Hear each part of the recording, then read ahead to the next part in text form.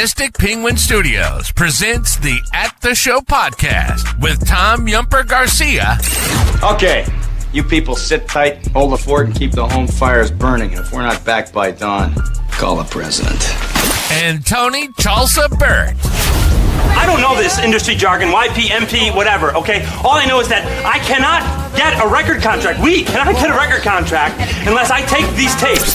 It's almost time, so grab a drink, get your popcorn ready, and join the film discussion with two guys from Chicago talking movies.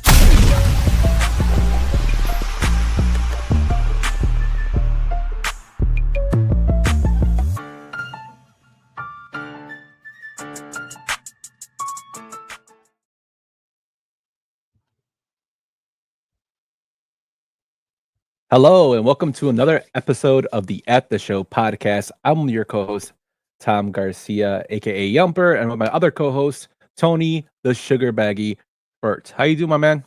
Doing great. Glad to be here. How are you, Yump? I'm good, man.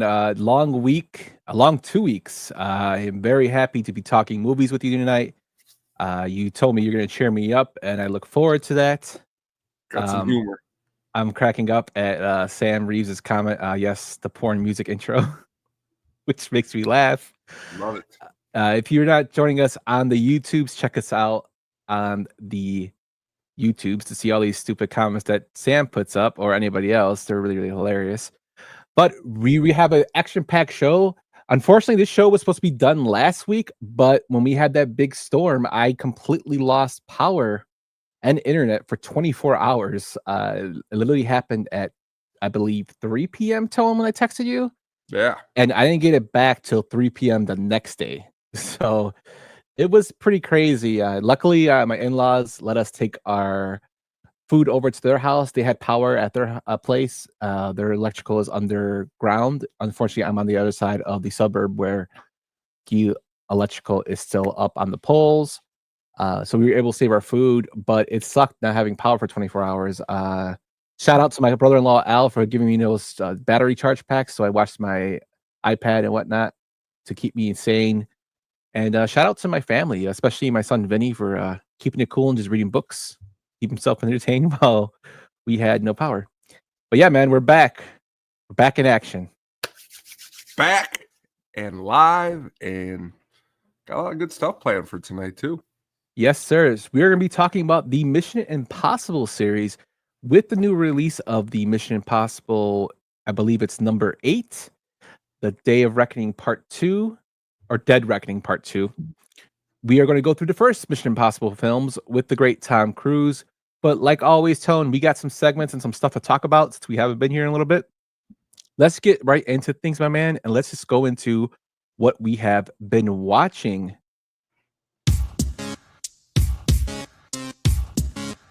That's a me. And also,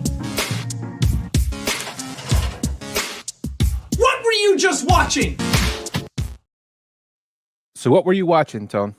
All right. 2 things that I've been watching, 2 newer releases. First up is Heart Eyes. I watched this movie. It came out back in February, and it was listed kind of as a slasher movie, but kind of with a romantic comedy interlude. And it grossed $32 million on an $18 million budget. Jordana Brewster's in the movie. Devon Sawa from the first Final Destination's in the movie. It was okay. It was an okay slasher movie. It wasn't great. It wasn't, I would say, something that I would recommend. And I think what it really is for me is always when you find out who the killer is and who the twist is. The movie seems to play like a poor man's urban legend. You ever see that movie with like Jared Leto, Urban Legend, early 90s slasher movie? But this one, he's got a cool mask with the hearts, but it wasn't something that I would say was super awesome. But still, if you're a fan of horror movies and you're looking just for a slasher movie, it may be worth it. They did throw some romantic interludes in between the kills, which kind of try to make it like a like a romantic comedy also while the killings were going on. Could be worth it if you are interested. I watched it. I rented it from the library actually. Not not too bad. I know you like horror movies. Might be something worth checking out if you haven't seen it yet. No, I haven't, but I definitely will be checking it out. I got a lot more free time to do so, so I definitely will try to Um, check it out, my friend. the other thing that I watched, which was just released this past week on HBO Max, was a 2-part documentary on Pee Wee Herman, aka Paul Rubens. It starts from his early childhood all the way to his sad passing, which just sadly happened not that long ago, just back in July 30th of 2023. So they're kind of this is kind of a documentary because there's a lot about him. A lot of people don't know, a lot of things people think that they do know.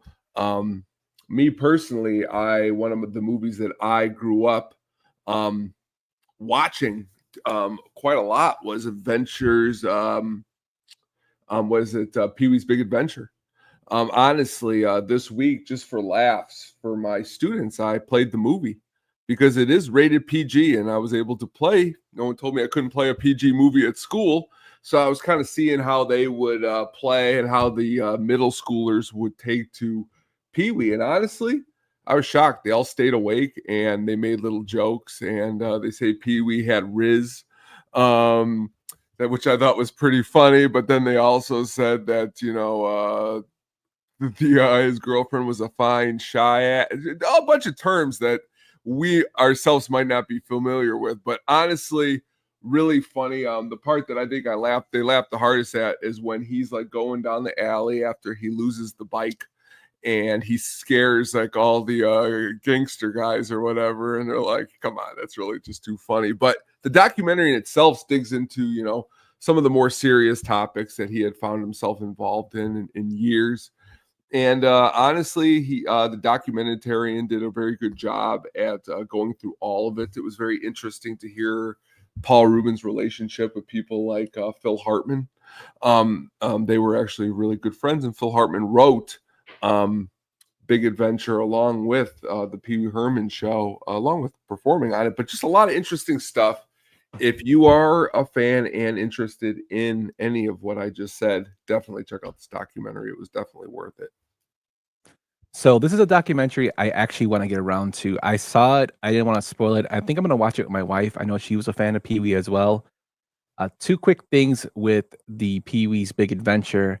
I grew up on that as well. My aunts, who are maybe 13, 14 years older than me, they actually recorded it on WGN at VHS back in the day, and I would watch that tape like all the time. We eventually got the VHS copy, and then of course the DVD copy of it. So it's a regular feature that I watch when I get a chance. And also with Phil Hartman, me and my brother always laugh at the his quote in the film when he's a reporter and he asks Francis, "So when did you two actually become blood brothers?" Which always cracks me up.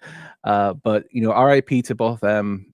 Pee Wee was a big guy who didn't like his character to be taken out of context in terms of he smoked a lot.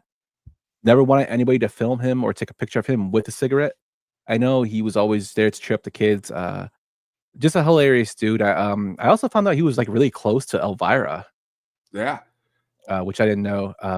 He was actually close to a couple people where you're like, oh wow. But he's got some, honestly, he's awesome in Blow, awesome in Mystery Men. He's got some movies that were. He's in Matilda. Yeah, I always remember after he got into that little controversy that he had in the early 90s. We're watching Batman Returns. And my dad screams, "Look, it's Pee Wee Herman! Look, that's awesome!" I was just like, "Oh my god!" And he was the Penguin's father at the beginning or whatnot. But really cool documentary. Really digs in again. It's always cool when a character like Pee Wee Herman that is so out. It seems to have such a huge confidence that the reality to someone who plays a character like that might be the direct opposite. Like his personality wasn't anywhere near who Pee Wee Herman was. So it's definitely interesting to dig into. Definitely. And that's, he's inspired a lot of people. As Caitlin Queen asks, says, Sam and his mom did a Pee Wee tequila dance at our wedding. LOL. Oh, no. Yeah, I mean, that's probably an iconic scene with the Satan Telpers. Mm-hmm. Great film, great memories. I watched Pee Wee's Playhouse. I mean, Lawrence Fishburne got his big break there as Cowboy Curtis. The most beautiful lady of Cartoonland, she recently passed as well. Just sucks, man. All these icons are passing away, and after we go through what we've been watching, we're going to talk about a couple of them. But just crazy, man. But I really, really want to watch the documentary. So looking forward to it. I know you said it's good, so I'm really excited to see it. But what I've been watching, unfortunately, I chose two duds, my friend. The first movie I chose was Army of the Dead. Now, it's a Zack Snyder film. I like Dave Bautista. I think he's a great actor.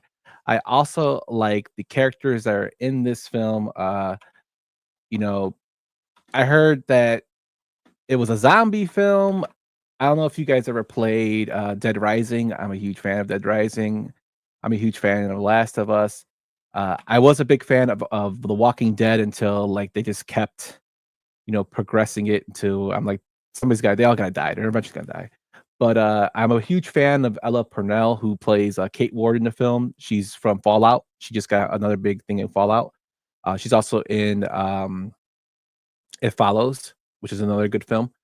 But this film, Tone, I tried to watch it several times. It's a 2.5 hour long movie, and I could not get into it. For the death of me. And it's got, like I said, Ella Purnell, Dave Bautista's in it, Ana de la Reguera, our guy from Hiroyuki Sanada's in it. He plays a pivotal role in it. It just couldn't get it was just so bad. It just wasn't interesting to me. It couldn't grasp my attention, which just sucks because it would be a film that I thought would. Have you seen this film? Yeah, and I'm really glad you started by how you said two duds, because honestly, I didn't want to tell you that I didn't enjoy them, and then it kind of started on a downward path. So we're on the same path there. Yeah, it wasn't good. As Owen Gliberman of Variety states, it lacks substance, like good diner food served with extra ketchup. It's just really visually cool. The poster, it either looks really cool or it looks really overdone, or Zack Snyder just, I don't know. Honestly, what's the last movie you think he's put out that you can say, okay, I like this movie? I did like the recut, the Snyder cut of the Justice League. I thought it was kind of cool because the Justice League film was really bad. I would say my last Zack Snyder film I really enjoyed was probably 300. I mean, that's about kind of what I was thinking. I mean, I don't have the list in front of me, but Watchmen was good too. Watchmen, yeah, I'd go Watchmen. Mm-hmm. Watchmen would be, but this movie just seems it seems almost like more video game than it does movie to me. It's just bad. I did not enjoy it. You know what I mean? If you were playing it with a controller, you'd enjoy it, but watching it, just not. Yeah, Sam says Man of Steel and Watchmen. Man of Steel wasn't horrible. But I don't know. I just couldn't get into this film. I thought the dialogue was really bad, which I mean, don't get me wrong, it's a Zack Snyder film. I expect dialogue to be excellent. But it just couldn't grasp me to my full attention. Which brings me to this film Outsider I saw, which is oh man, it's a crime drama or action film released in 2018. Now, the reason I saw this was, and I saw Army of the Dead, was I was actually looking through Netflix for some films to watch, just to chill. And I saw Army of the Dead and it had a pretty decent little trailer that kind of got me a little intrigued to it, so I watched the film. Outsider, if you guys know me, I'm a sucker for foreign films. I'm a sucker for samurai, yakuza, karate, kung fu, martial arts, anything with that. I am a huge fan of it. especially something that highlights like that, the country of Japan or Asia, the continent of Asia, anything like that. I love to watch films on that.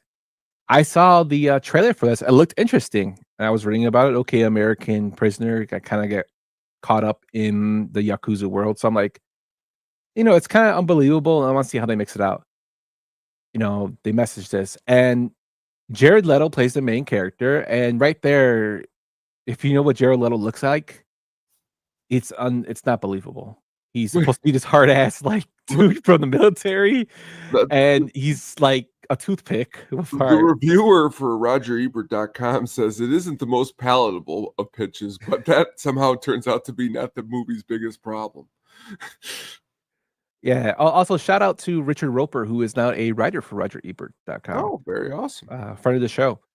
But yeah, I watched this and not good. It has so many plot holes. So you've seen this, right?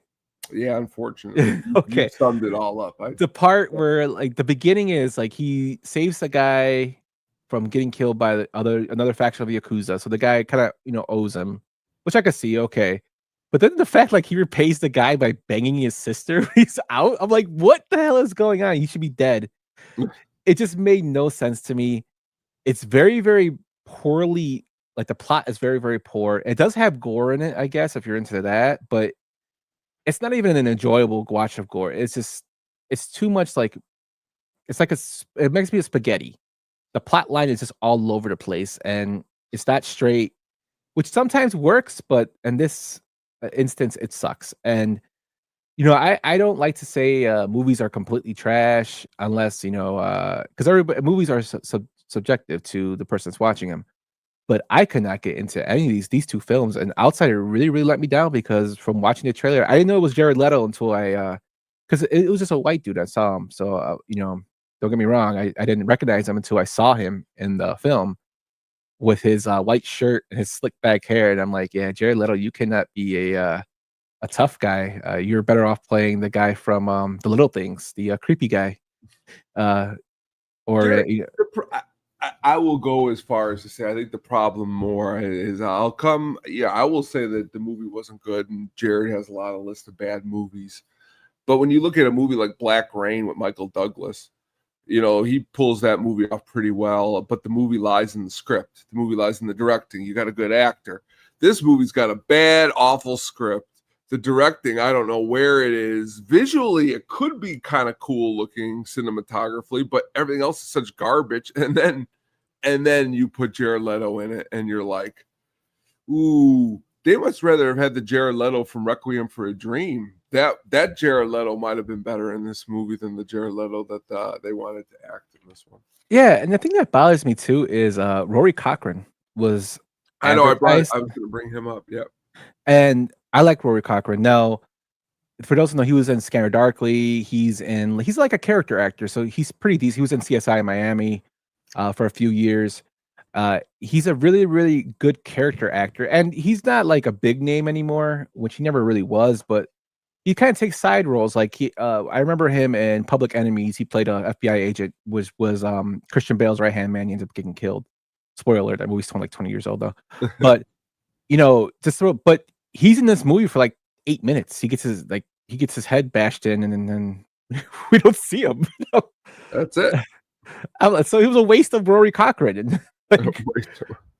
It's just, I don't know. If you guys want to try something, watch Army of Dead or watch The Outsider and let me know. They're both on Netflix, and let me know what you think of them. If I was wrong, I just had a hard time. I finished The Outsider. Army of Dead I couldn't even finish, to be honest with you. I gave up on it. But yeah, I just didn't really enjoy them. But I suffered through them. Sam Reeves says Paul Allen likes Huey and the News. But yeah, that's what we watched this week, Tone. You watched two good ones. I watched two duds. Sometimes you make all your free throws and sometimes you miss. So we went 1 for 2, 50% on our movies. I know. But that's what we watched. Let us know what you watched over on the X, Twitter, Facebook, YouTube comments, wherever you want. Message us Well, is it still tweet us or X us? No, X us. That sounds kind of sexual. But you know what to do. Access. I Uh, like it. and let us know what you watched. If you agree with us, or if you want to tell me what you thought these movies are I good, love let me The know. Outsider. Yeah. Hey man, movies are subjective. I told you. Now, if But you I haven't think watched that it, the kind of like I know you might have or you might not have, but they had a really awesome Stephen King television show on HBO called Outsider. It was like 5, 6, 7 years ago. Really, really awesome show. A little supernatural, a little horror. Would definitely clean your palate of The Outsider. Just wanted to throw that out there. definitely. Luckily, we had this, movies to go through because they cleaned my palate Yes. with what I was watching. Also, I've been watching a lot of Pawn Stars. Don't ask me why. I don't know. I just started watching them again. And the old man is the greatest character on that show. Corey is just really bad. Big hoss. But with that, let's move into some news and rumors. And let's start off with something big that's been kind of in the talking for a while. If you're a fan of video games, Tone, which we both are, there's been a game called, or a series called Gears of War, who's been on the Xbox. It was probably one of the most famous games and probably one of the best, commercials I've seen, where they had Gary Jules' rendition of um, Tears for Fears song "Mad World" played while Marcus shot at a alien who's running through the streets, which I thought was awesome. What's up, Gordo? And it became a game that I played with my buddy Johnny. We played it like we beat all three of them, and then they came out with 4 and then 5, and I played it all the way up to I think 5. I didn't play 5, but it's a very, very prominent franchise, and movies have been talked about for it for a long time. I know it was dead and it was alive. Well, the Netflix have taken over via their 87th North banner with a gaming company called the Coalition, and they actually finally found a director who is working with working with Denis Villeneuve on Frank Herbert's Dune, who's John Spahitz is going to get this started for the film, my friend. What do you think about them finally finding a director? It could be good. Hopefully it is. Hopefully it's a video game that is successful. That's all we hope for here on the show. Like you said, success. That's all I can hope for, success. I hope it's treated well. I hope it's treated with, the same love that it deserves. Gears of the War, directed by Tom. I would totally watch this. Tommy. So Tommy Wiseau was brought up right now in our comments. If you haven't seen this film called Samurai Cop Part 2, probably one of the worst films ever created. Tommy Wiseau's in there, and his line delivery is horrible. But just watching him deliver them is great. So if you could find it, watch it. Yeah, so Gears of War now has a director. I'm hoping they treat it with the same respect and love to not only make this a franchise, but to keep the fans happy. It's such a great story in video game form. I'm hoping it does a great job in the big screen. And I mean, Minecraft became a hit when that doesn't really have a story besides, like a very small story anyway, with the Elder Dragon and Steve and Alex. Don't ask me how I know this. My son talks to me about him. But Gears of War has like a predominant story, and it goes all the way back to Marcus and his children eventually in the future. So it has a lot of life for that movie screen, and if it's played out correctly, it could be really, really good. Yeah. I'm hoping it is done very, very well, and maybe this will start kicking off those projects that were in development hell. If this one succeeds, I know The Darkness, which is a game that was produced on Xbox and Xbox 360, Darkness 2. Where Kurt Acevedo actually played the main character, Jackie Escalado. That was based off a comic book, and that wasn't been in development hell for over 20 years. Maybe if the Gears of War starts, making some money, Netflix will buy that up and make a movie out of that. But you never know. We just gotta hope for the best because we need something different, and I think in our palette for movies. And I'm always down for a video game rendition of a film. What about you? Yeah. I would definitely agree. The Last of Us just wrapped up, and I thought it did a good job. I was happy with the show. It's cool how they do that. I just hope it's not like the video game adaptation of a movie like Double Dragon Oh from God. 1994 with so upbeat they might have escaped from a road tour of Annie. That was but with video game movies, you hope that you're trying to appease people who like movies, you're trying to appease people who like the video game. And honestly, I think as we move along, they're getting better at it. You know what I mean? Less Double Dragons and more, Super Mario Brothers. Not the old one, the new one. Definitely. In other news, in my opinion, the greatest actor of my lifetime, if not of all time, has decided to come out of retirement. That is Daniel Day-Lewis. He officially returns to movies this year, in 2025. He's going to be appearing in a new film called Animon. And the reason he's coming out of retirement is the film's actually directed by his son, which I think is really, really cool. Roland Day-Lewis is going to serve as the film's director, and he actually wrote the film. It would also be produced by his dad, which I think is kind of cool. I'm really pumped for this. It could be about anything. He could be about him watching Pawn Stars or taking a shit on a toilet. It's Daniel Day-Lewis, one of my favorite actors. I love all the movies he's in. For the most part, I know some people will say some of the movies he's in are boring. To me, they're not. I'm a huge fan, and I'm really excited about this. Tone, what about you? I love Daniel Day-Lewis too. He's a great, great actor. But anytime someone says the best of all time, I immediately got like what about Denzel Washington? Or like I can make the argument he's better. But I'm glad he's back. Is what the really cool news is because honestly, going out on Phantom Thread, I was hoping it would something a little bit more. Me and Katie went through a run where I think we watched like There Will Be Blood like 70 nights in a row. Just like that movie is great. I could just think of that movie. I mean, he's in Last of the Mohicans is great. So many great movies. People who say the movies he in are boring, again, you know me, I'm Mr. Critique of long films, but he does hold the picture very, very well. And honestly, he's a great actor. So I'm glad he's back, and I'm glad it's glad his son got him out of, Retirement. Yeah. Hopefully he starts acting in more movies. Brian, the guy who was in Double Dragon is the same guy who was the T-1000 in Terminator 2. The best actor of all time. Scott Wolf from Party of Five? The best actor of all time is Steven Seagal. Scott Wolf was a T-1000?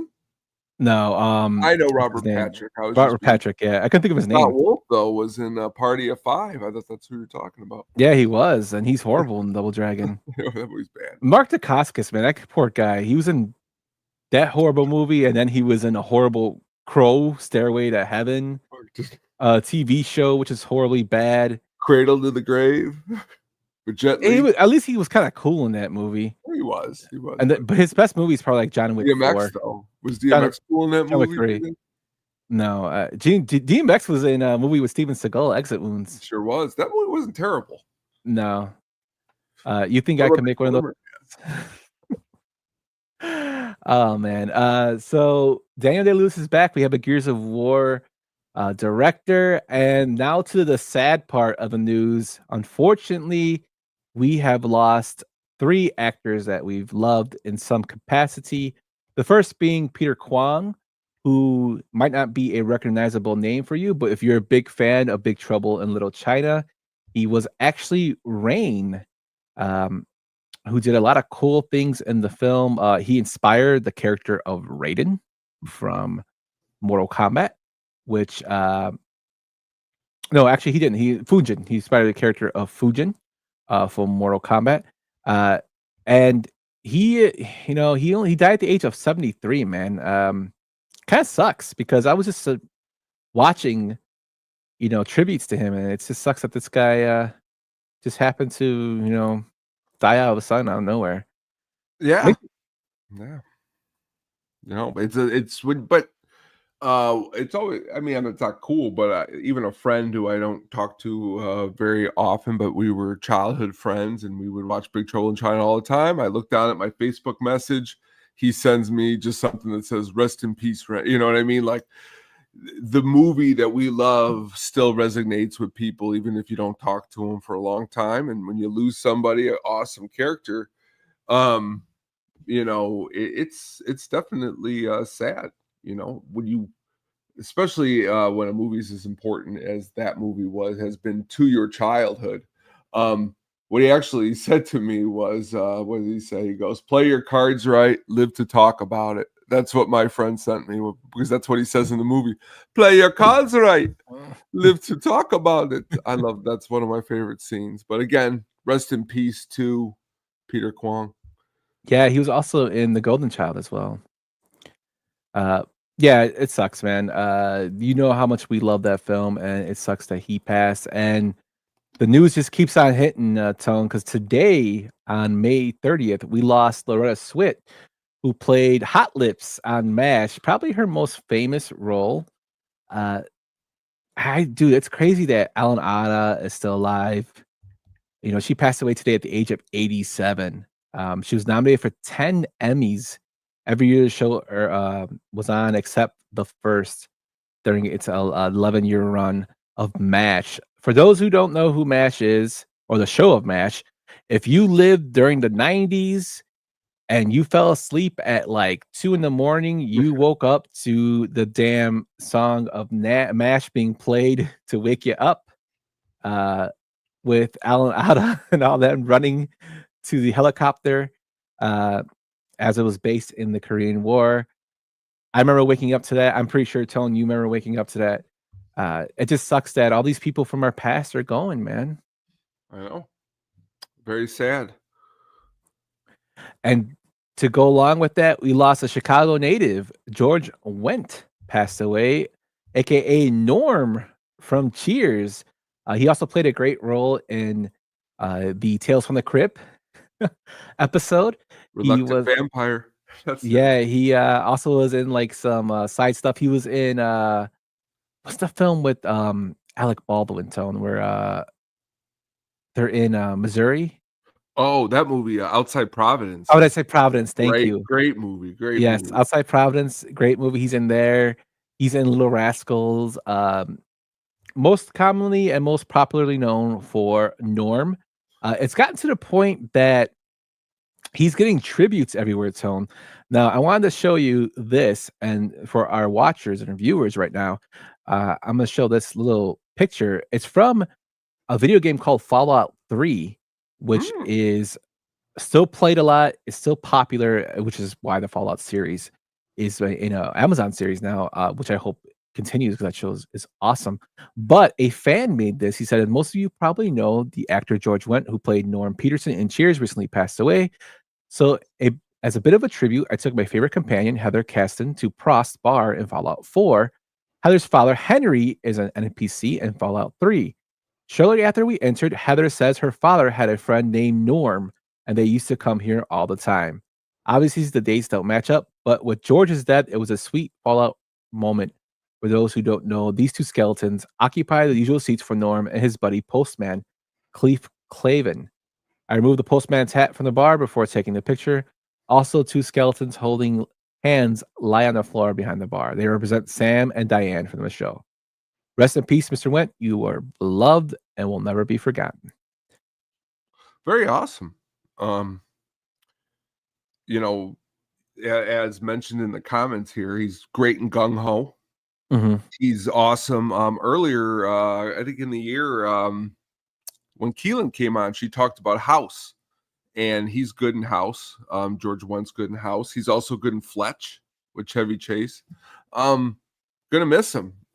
There's a really awesome picture on the internet of John Candy at a White Sox game, and George Wendt's in the booth with them too. It's also the super fans. Yeah, and that I always thought was awesome because he took time just to come out and do the super fans. I mean, it wasn't like he was in other sketches. You know what I mean? Yeah. a tornado named Dicka. But yeah, he was great, man. It sucks that all these people from our past are going, but that's life, as they say. But we lost two prominent stars on television and one from a cult classic that we loved. So rest in peace to all of them. Just sucks, my man. And real quick before we go on, I just want to bring up this point in the comments. The Robert Patrick ranting the sporting goods store. Baby. I probably have rewound the scene when Tony goes and yells at him at least 75. That's probably one of the, because the T-1000 is like literally one of the toughest bad guys of all time. And then to see him like that, talk about a great actor. And I love him on the X-Files. Yeah, he's also in the Peacemaker series. Yeah. Fire in the Sky. Fire in the Sky, he's also in. He's a good actor, Robert Patrick. Awesome. He did a podcast where he explained his troubles with alcoholism. It's really, really good. I can't think of the name of it, but he's awesome. My favorite part from The Sopranos is when he tells Tony, "I'm sorry, I just been having some bad luck." Yeah. And Tony slaps him, is like, "It's about to get worse," and he starts beating the shit out of him, which I thought was hilarious. He was excellent on Drew Blood too. Yep. Yeah, Robert Patrick, man, good dude, great character actor. Brother's awesome as the singer of Filter. Is he? Yeah. Oh wow, I didn't know that. See, They you got learn some more cool stuff. You look up some cool pictures of them, like just like hanging out. That's pretty crazy. I didn't know that. See, you learn new stuff every time you come in here and watch our show, yo. No, but yeah. RIP to all them, and Gordo, we miss you, my friend. Continue to get healthy, buddy. Hopefully, we will see you soon. Yes. But yeah, our rest in peace to all the actors that have passed within the past 2 weeks. Sorry to bring up this stuff to kind of make you guys a little depressed, but Andy! You goonie! there's something to cleanse the palate a little bit. Yes, there you go. So, my friend, let's get into the Mission Impossible series, the main event of the show, the meat and potatoes, as I say. Let's start off with our first film, my man. Red light, green light. You come up against a lock you can't pick, you mash them together. Hasta lasagna, don't get any on you. 1996's Mission Impossible, which was directed by Brian De Palma, who did The Untouchables, Carlito's Way, Casualties of War, Tony's favorite Scarface, Dress to Kill, and Blowout. It stars Tom Cruise, Ving Rhames, John Voight, Emmanuel Burt, Emilio Estevez, Jean Reno, and Henry Kazerny. I always mess up his name. Has a box office of $457 million on a $80 million budget. And Tone, it wouldn't be a show without me messing up somebody's name. But this is the first film in the series, my friend. Tell me what you think about it. I got Paramount Plus, and they've just been playing these movies, which has been great, honestly, that we took the 2 weeks, because I probably watched these movies quite a few times now. But honestly, I saw this movie in the theater when it came out, and I kind of walked away like, nah. Having a lot of conversations and rewatching it in later years, I've had a couple conversations with Adam, who's been on the show, and he really loves the movie. It's his favorite one. And a relook at it is, and then comparing it to the newer ones, it's cool. It's different. It's its own different thing. I like it because it's more of a whodunit spy mystery than maybe some of the newer ones are a little bit more action based. Brian De Palma, of course, great director. You know, you mentioned some of the greatest movies of all time right there. Scarface. No, I'm just kidding. But there's a lot of good actors in the movie, you know. Honestly, I hate to say it, but I think John Voight does a great job in the movie. Bud Kilmer? What'd you say? Bud Kilmer? Yeah, Bud Kilmer. I also think it's kind of cool always because Tom Cruise and Emilio Estevez have to be friends. Just this week we watched The Outsiders at school, and they're both in that, younger. So you got to say that they have to have some kind of a camaraderie. I always like to see that. Gene Reno, always a fan of him. He's in some new movie where it's just him and a penguin. It's cute if you're looking for a good feel-good story to watch. But again, I like it because it's a little bit different than the newer ones. Didn't like it at first as much as I like it now. How about you? I really enjoyed it when I first saw it. I bought the game for N64 to play as Ethan Hunt. Of course, this film is based off the series that was released in '66, and then it was revived in 1988 for 2 seasons.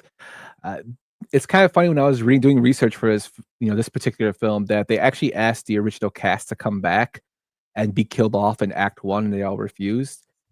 You know, the thing that shocked me the most is that the Mighty Duck Man gets killed right in the beginning of the film, and I didn't know he was uncredited, even though I credited him in the starring role.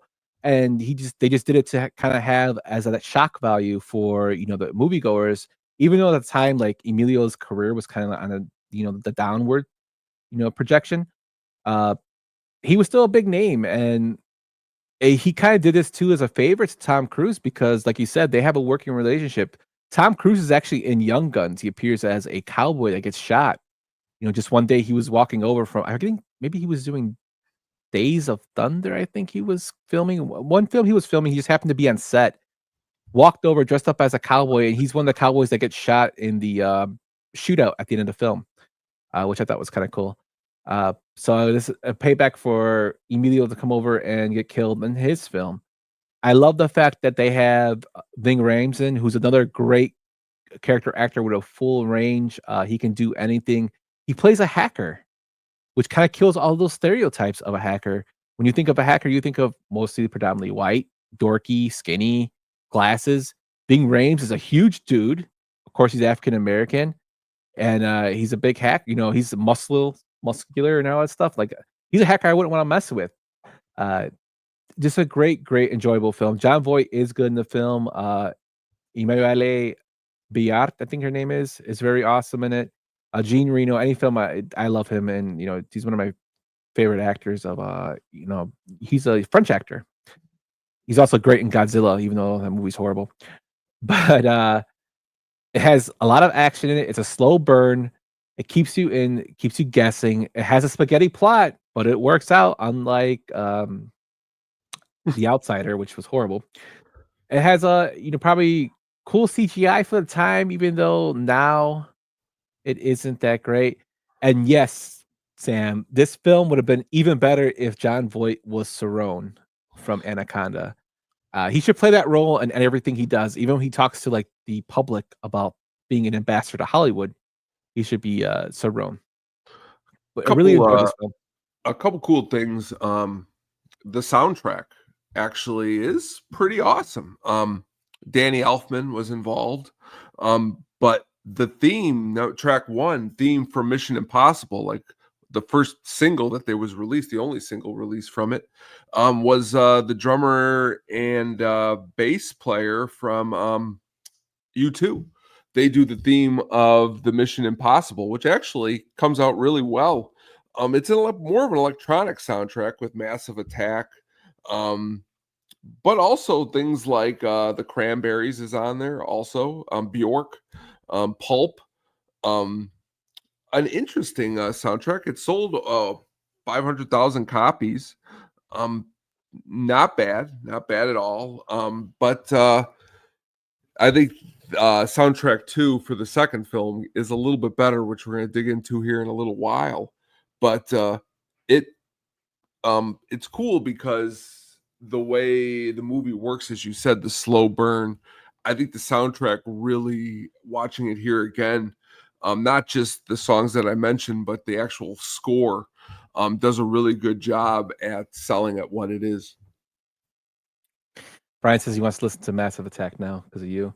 Oh, yeah. I want to jump on, I want to like a helicopter to crash into a train thing now and me to fly like in the air. That's what I want. Wow. Whoa. So a couple cool things about this film. The first film ever to open over 3,000 US theaters.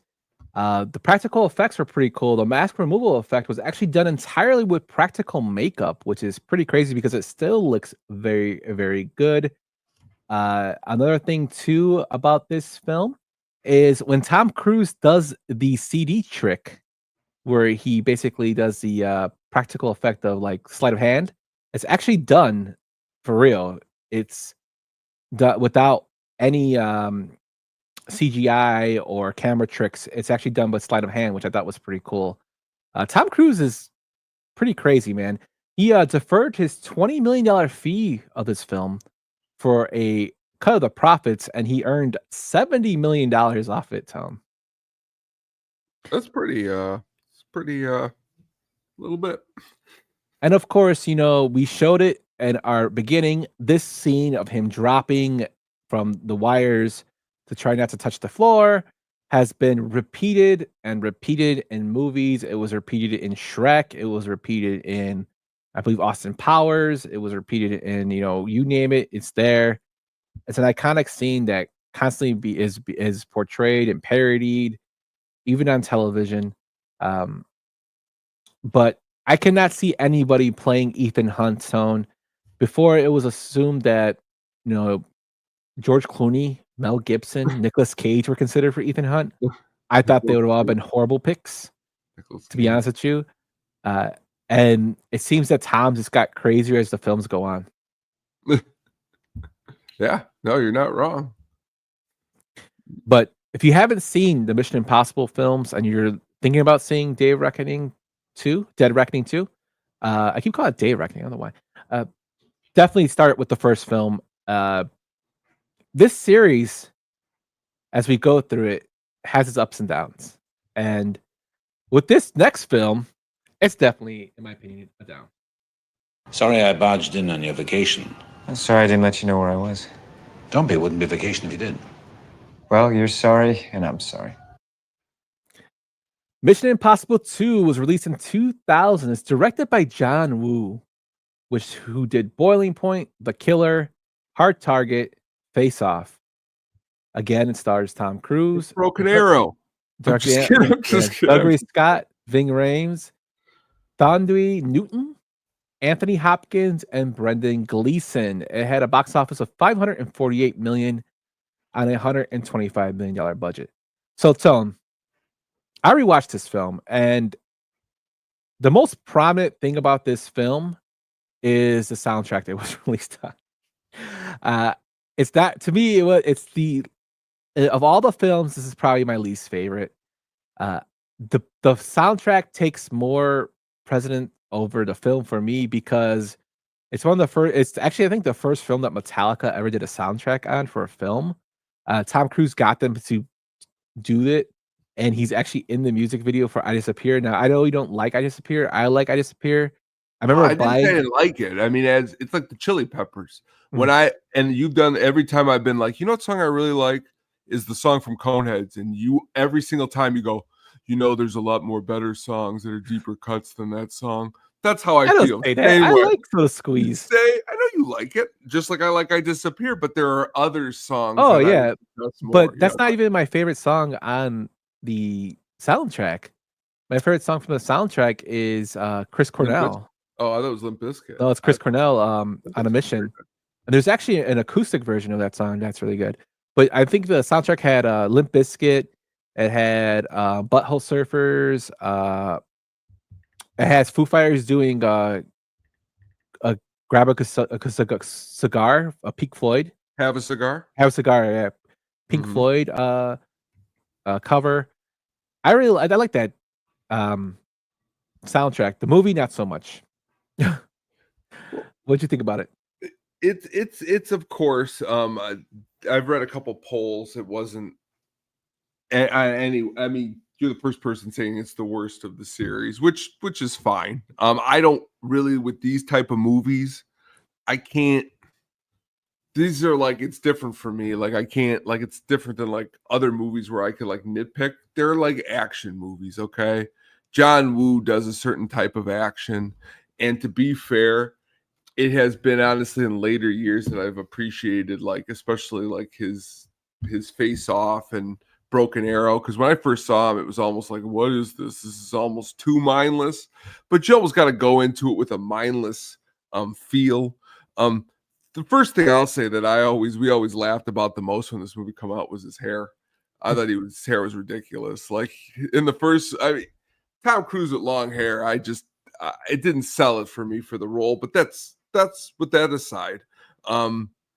I definitely agree that it has that reputation of not being fair, because Cruise unleashes one too many flying spin kicks. That is a little bit of things that have set people off, or him just free climbing on the side of a rock. That was also a problem, but I think a lot of people had a problem with that before they realized what he's been doing in some of the last ones. Now they just know. I was just reading today that new movie coming out called F1 with Brad Pitt, that they didn't even want Tom Cruise to approach him because they knew he would take the stunts to another level that they would be too afraid to do, which is Tom Cruise, you know what I mean? But again, Anthony Hopkins, he's ridiculous in this one. But I agree, it's definitely in the bottom half of the Mission Impossible series. Like this scene right here I got on the screen with that hair. Looks like me if I took my hat off right now. He was in Magnolia. Was not Magnolia, is it? What's the name of that movie where is it Magnolia? Yeah, dramatic performance is a little different than actually hanging off the side of a rock. I mean, Steven Seagal had a ponytail and he ran. But are you comparing Steven Seagal and Tom Cruise? I hope not. Tom Cruise had long hair and Steven Seagal had long hair. I'm talking about their acting and the roles that they're playing. Well, Tom Cruise long hair. Conan the Barbarian, Arnold has long hair, and I think it's great. I'm just saying, Ethan Hunt, and then you go to 3 and he doesn't have long hair anymore. So why isn't it consistent then? Did he decide he's growing it out? Different times, man. Yeah, different times. Ethan Hunt's a chameleon. Different times. They're like 3 years apart. Okay, Ethan Hunt is a chameleon. Okay. Cruise did 95% of his stunts, lying to insurers about using doubles. So as Tone said, he is becoming crazier and crazier with stunts.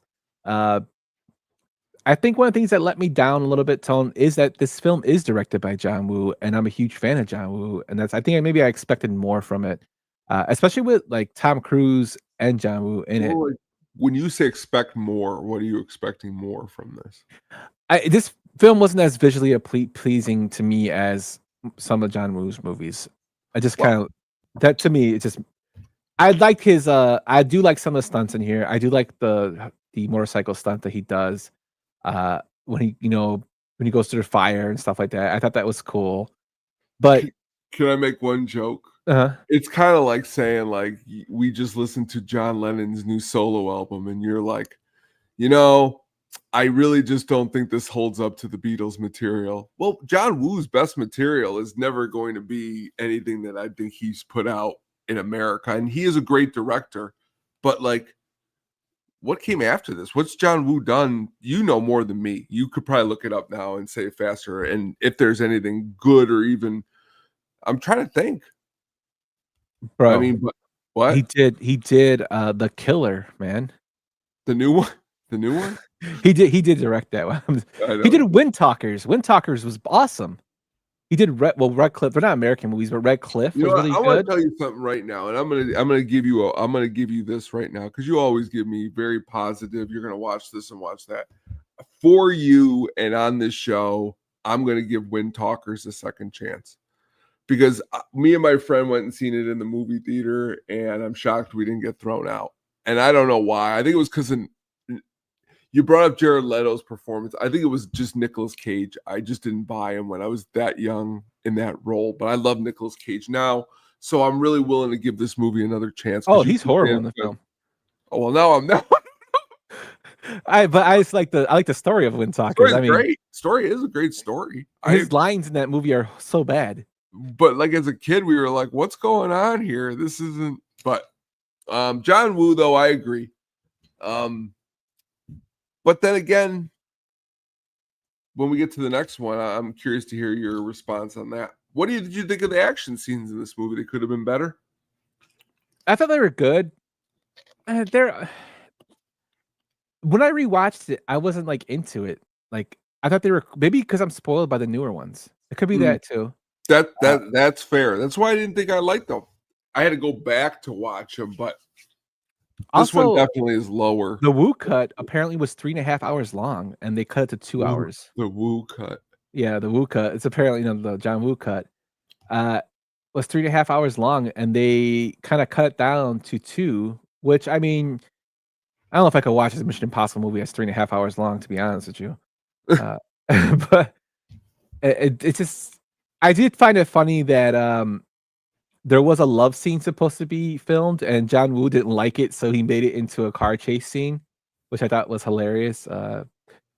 But and then like the stuff with the sunglasses, the Oakleys. Oh, that was stupid. They kept showing them, and I'm like, I mean, yeah, it's just like, come on, man. Like, I know in the first film Apple was shown predominantly, but it's like that's getting to the point where like, yo, you're getting all these damn product placements. It's getting kind of ridiculous. And Tom Cruise was smart again. He, withgone his normal fee and basically made $100 million off this film. Also, shout out to Ronnie Woo. Ryan, he is sick, but he's not better than John Woo. And then, I think Anthony Hopkins was kind of underutilized in this film. I don't even know why he was in the film, to be honest with you. I don't know. I just did not like this film. I'm sorry. I tried to like it. I just didn't like it. I just couldn't get into it, Tone. I couldn't. Well, and I love John Woo. I just think of like these movies kind of like as children, and like you may just like one a whole lot less than the others. But if you bought the box set, I would still watch this one at least every time I watch the other ones because it's part of the series. But I could see your point of it being because I'll have some problems with the later movies we're going to talk about, but we'll get to that. But this movie, though, is, I think, if not the worst, one of the worst ones in the series. I agree with you. The crazy thing is, Dougray Scott, who plays the villain in this film, was originally cast as Wolverine in X-Men, but had to drop out due to injuries from filming and schedule overruns, and he was replaced by Hugh Jackman. Man, he really missed out. And Sure Ian McKellen was offered the role of Swanbeck, which went to Anthony Hopkins, and thank God he didn't accept it because he would have likely missed out on the X-Men films as well as the Lord of the Ring films. Now, I know you're not a huge fan of Lord of the Ring films, but that's some big money that Ian McKellen made there. Sure did. But yeah, this film it just wasn't that great to me. And this kind of like summarizes it for me. The film was shipped under the name of Dollhouse to avoid piracy. Nice. So that just shows you that horrible film. It should have had vampires or something in it. It would have been kind of cool, but I don't know. It just wasn't that great. Wow, Wind Talker sounds like a fart. That's horrible, John. But let's moving on to the next film, my friend. Mr. Bressel, it's unacceptable to judge Agent Ferris's competence. It's unacceptable that chocolate makes you fat, but I've eaten my share, and guess what? Mission Impossible 3, released in 2006, directed by J.J. Abrams, who did Star Wars Rise of the Skywalker, The Force Awakens, Star Trek Into the Darkness, Super 9, and the original Star Trek remake. It stars Tom Cruise again, Michelle Monaghan, Ving Rhames, Lawrence Fishburne, Philip Seymour Hoffman, Billy Crudup, Simon Pegg, and Maggie Q. The movie had a box office of $398 million and a budget of $150 million. Tell me what you think about this one. Earlier you had brought up who you had felt was the greatest actor, which we could agree with. One of the other great actors, I think, of our time, sadly he's no longer around, plays the villain in this movie, Philip Seymour Hoffman, which when you really think about it, that was pretty awesome that they were able to land him and he was able to do this. And this is in, again, the Mission Impossible series, because I think he just does a really great job in this movie. And that kind of is what brings me to this movie, is why I enjoy it. So This film, I think, bounced back very, very well for my, you know, interest in the series. I said I didn't really like MI2. I really like this film. Philip Seymour Hoffman is a big reason. I love that Lawrence Fishburne's in this film. I like that Billy Crudup's in this film, and I like that Simon Pegg's actually at this film. And Simon Pegg, who's mostly known as a comedic actor, of course, Shaun of the Dead, Hot Fuzz, he's also a huge Star Wars nerd, which is kind of funny too. He's actually in Star Wars, The Force Awakens. He's in the beginning. He plays one of the monsters. But he's a great character actor. He does a great job in this film as well as the substance films that follow. I really, really like this film. I'm glad they came back with a better idea of a film. I'm a huge fan of Maggie Q too. Great action actress. She's also in the Expendables Part 2. She's in a couple other films that I enjoyed her in. Just a great cast that really, really played well together. This film brought me back to the Mission Impossible series, as I say. So I really, really enjoyed it. I like how you said that brought you back. Like you left. Like I'm gone. I'm out. No, you were. And I know that because we love movies so much. Honestly, to be fair, I didn't see part 2 until later. Because that's how turned off by part 1 I was. So, like, to be fair, I didn't actually see part 2 for the first time until 5-6 years ago. And so it was when honestly me and Katie went and saw Fallout that I went back and watched all of them, because honestly I disliked 1 that much where I was just like, what is this? So I feel you. I wasn't even there for 2. So when I say 2's watchable, it's only because, so if you saw it, did you see it in the movie theater right when it came out? 2, yeah. So now I understand your reasoning, because with 1 being so it's just very technical. 2 is just not technical at all. And this one, it brings back a little bit more of almost like a little James Bond. It feels like, there's a little more intrigue than part 2, throwing glasses. That's just silly. And J.J. Abrams, it's cool to have him behind the camera. He is a good director, I feel.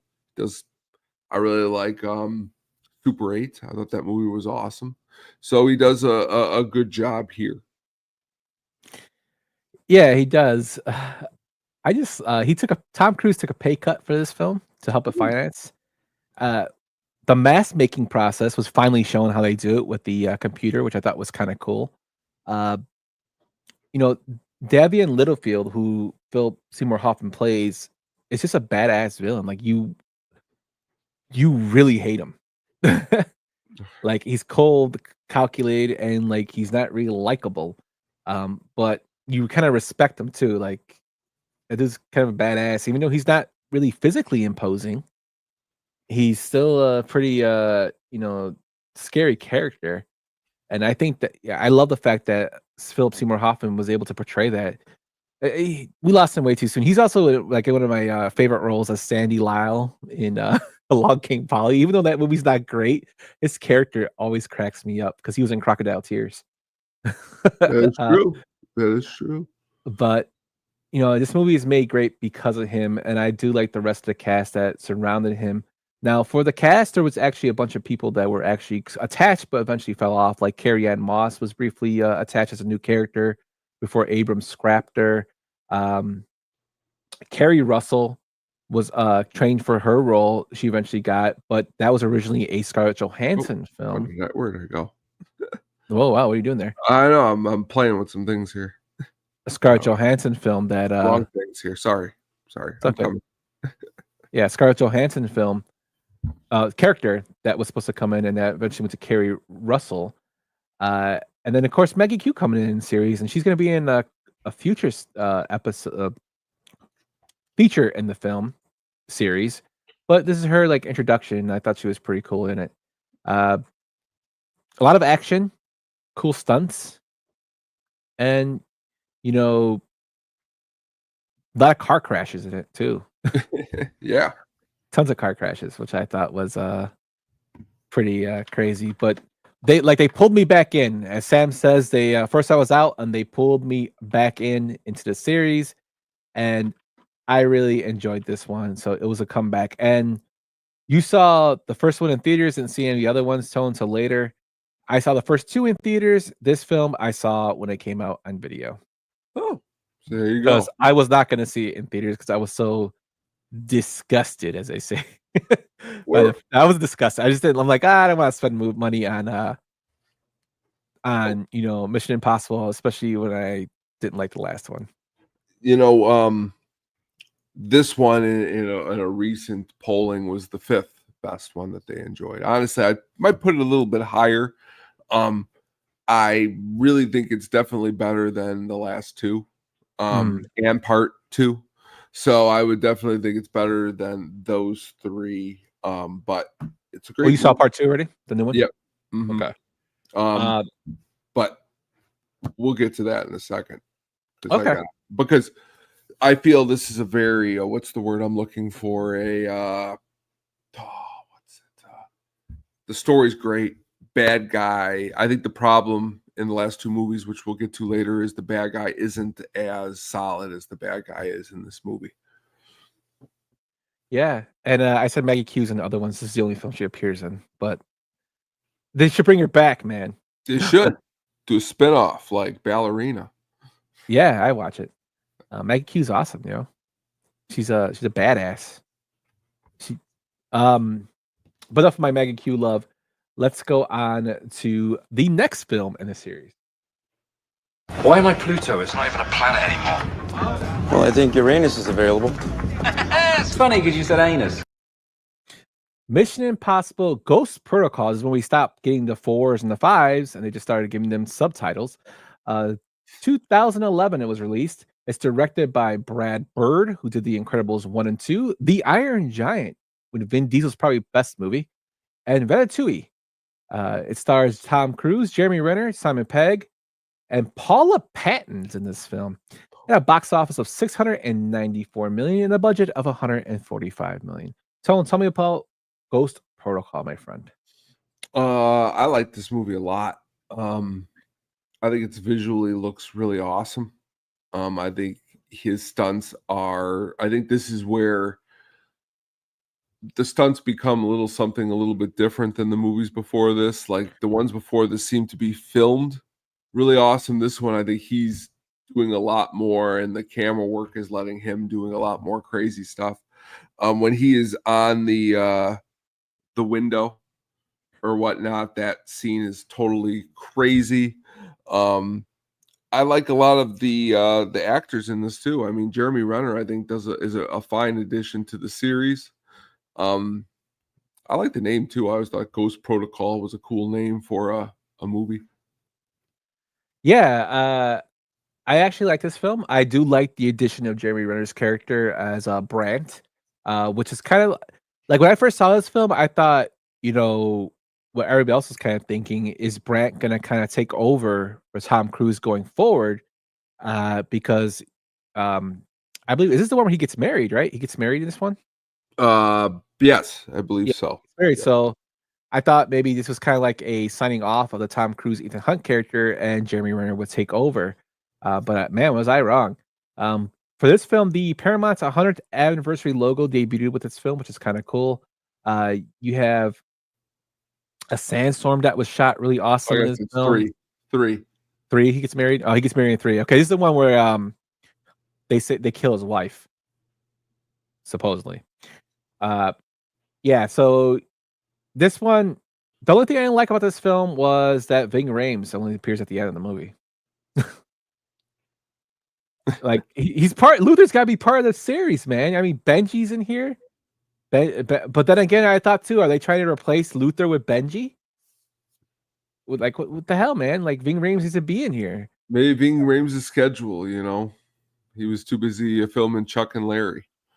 I now pronounce you Chuck and Larry. He could not get out of that. What is he doing, man? 25 minutes of this film was shot using IMAX 70mm cameras. For all you IMAX fans and cinema snobs out there, we also see Jeremy Renner do the iconic wire hang pose when he falls on top of the fan. And he's then there's more comedy in this film too, which I thought was kind of a nice touch.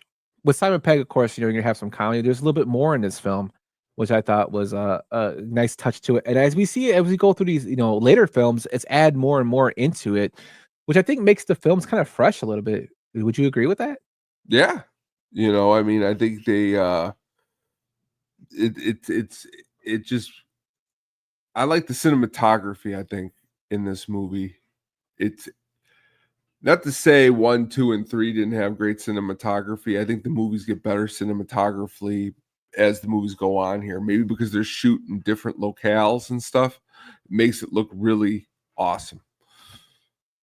Yeah, and this is the first film of the series that no full face hero mask were worn, which is a first in the series. You have Vanessa Redgrave, who was Max in the last film. She declined to come in this film, so she was kind of written out. And this film actually broke the franchise over $2 billion in global box office revenue. These are money makers. These films. I liked everything about the film, and again, Apple is predominantly in this film, and that's because J.J. Abrams is an Apple fan. The product placement kind of gets annoying with some of these films. It really does. I don't know why it annoyed me. Maybe because it kind of reminds me of Wayne's World when he's like, when he goes through that, I will not bow to our sponsors. And they're while doing sponsored bids. That's what it reminds me of. But this film, it just had a lot of it in it, and I was, but I liked it. I liked it. I liked the whole, when they're listening in the conversation for, the deal to go down. He's outside the building, stuff like that. Like, I thought Runner added a great, substance to the cast and kind of mixed it up and made it a little better and more enjoyable. Yeah, no, I definitely agree. Yeah, and as I was reading, Brandt was initially written as Cruise's eventual replacement. So what I thought was probably true, but dun dun dun, there's some changes there. So Tone, there's not really much more we can say about this one without moving on to the next film, which is Mission Impossible: Rogue Nation. Hunt is uniquely trained and highly motivated. A specialist without equal, immune to any countermeasures. There is no secret he cannot extract, no security he cannot breach, no person he cannot become. He has most likely anticipated this very conversation and is waiting to strike in whatever direction we move. Sir, Hunt is the living manifestation of destiny, and he has made you his mission. I love that line. That's beautifully delivered by Alec Baldwin. Mission Impossible: Rogue Nation was released in 2015. It's directed by Christopher McQuarrie, who directed Way of the Gun, Jack Reacher, Fallout. He also did Dead Reckoning Part 1, and he just did the second film, The Final Reckoning. He also wrote The Usual Suspects. From our deep dive, you might remember hearing his name. This film stars Tom Cruise, Simon Pegg, Rebecca Ferguson, Jeremy Renner, and Alec Baldwin. Tone, tell me about Rogue Nation. I like Alec Baldwin's addition to the series. I think it's I think he does a fine job. Just again, being a part of it. But again, it is a fun movie. He flaunts his superhuman lungs in this movie, where he holds his breath for 6 minutes during a terrifying underwater break-in, which that scene is really incredible. But it's definitely, I like the way all the characters interact with one another.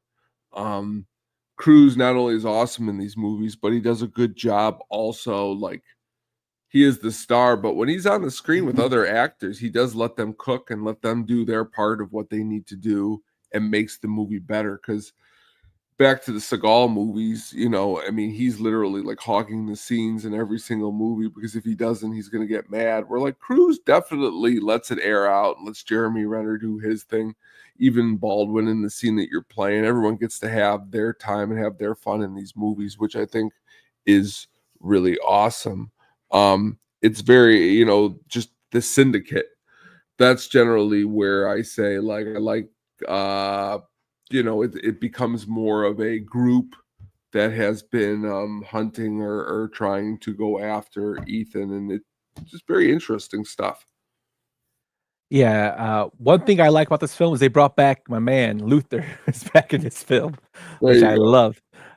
Also, Solomon Lane's actually in the original series, and he's one of the villains from there. And they actually brought him back to be played by Sean Harris, who I did think did a very, very good job of playing him as a badass character who was like imprisoned, and the way they had him locked up, that was kind of cool.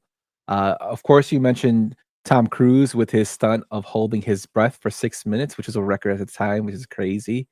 You know, when he was strapped to the plane, uh, um, and he just takes off with him on it, he was 5,000 feet in the air, and they did 8 takes of that, bro. Would you do that? No. Tom Cruise, the older he gets, the crazier he gets. I mean, maybe Scientology is telling him to do all these things. It's just ridiculous what he's doing. You know that Tom Cruise wears a very predominant shirt in this film. You know what it is? Refresh my memory. I forgot about his shirt. He wears a Bruce Springsteen shirt. Oh, I totally forgot about that.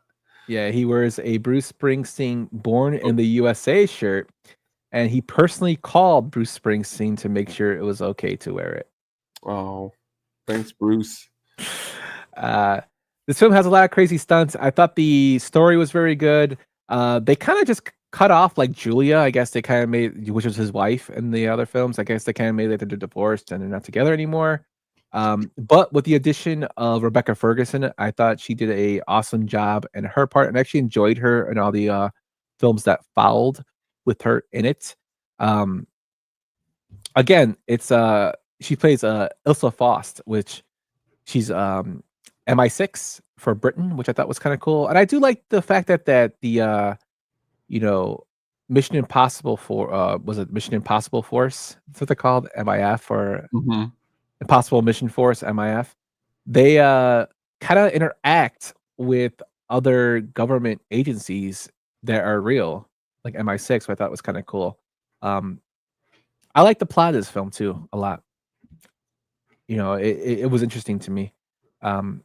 Also, of course, it is filmed overseas, and Tom Cruise was really, really loving to film overseas. This one's filmed, some of it's filmed in Spain, you know, all over the place. But the crazy thing about this film, Tone, is that Tom Cruise is only 5 years younger in this film than John Voight was in the first film. Wow.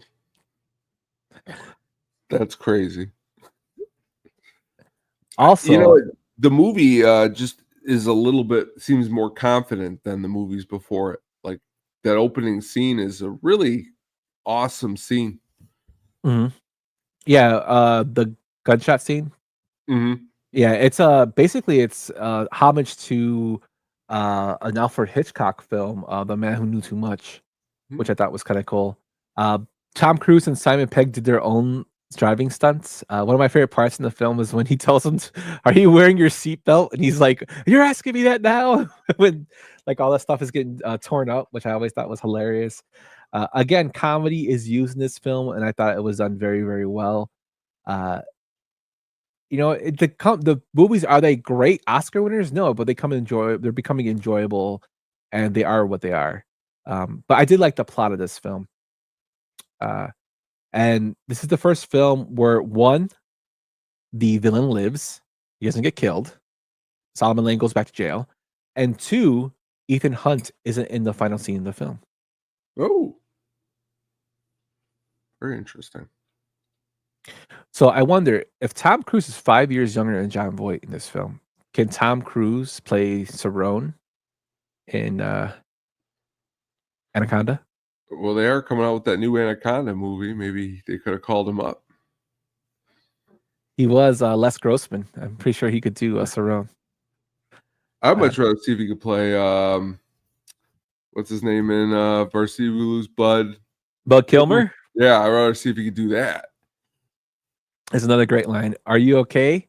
You were dead like 2 minutes ago. Are you okay to drive? You were dead like 2 minutes ago. This movie had a lot of great one-liners in it. But yeah, overall, I enjoyed this film. So if you haven't, check it out. It's on Paramount. On to the next one, my man. What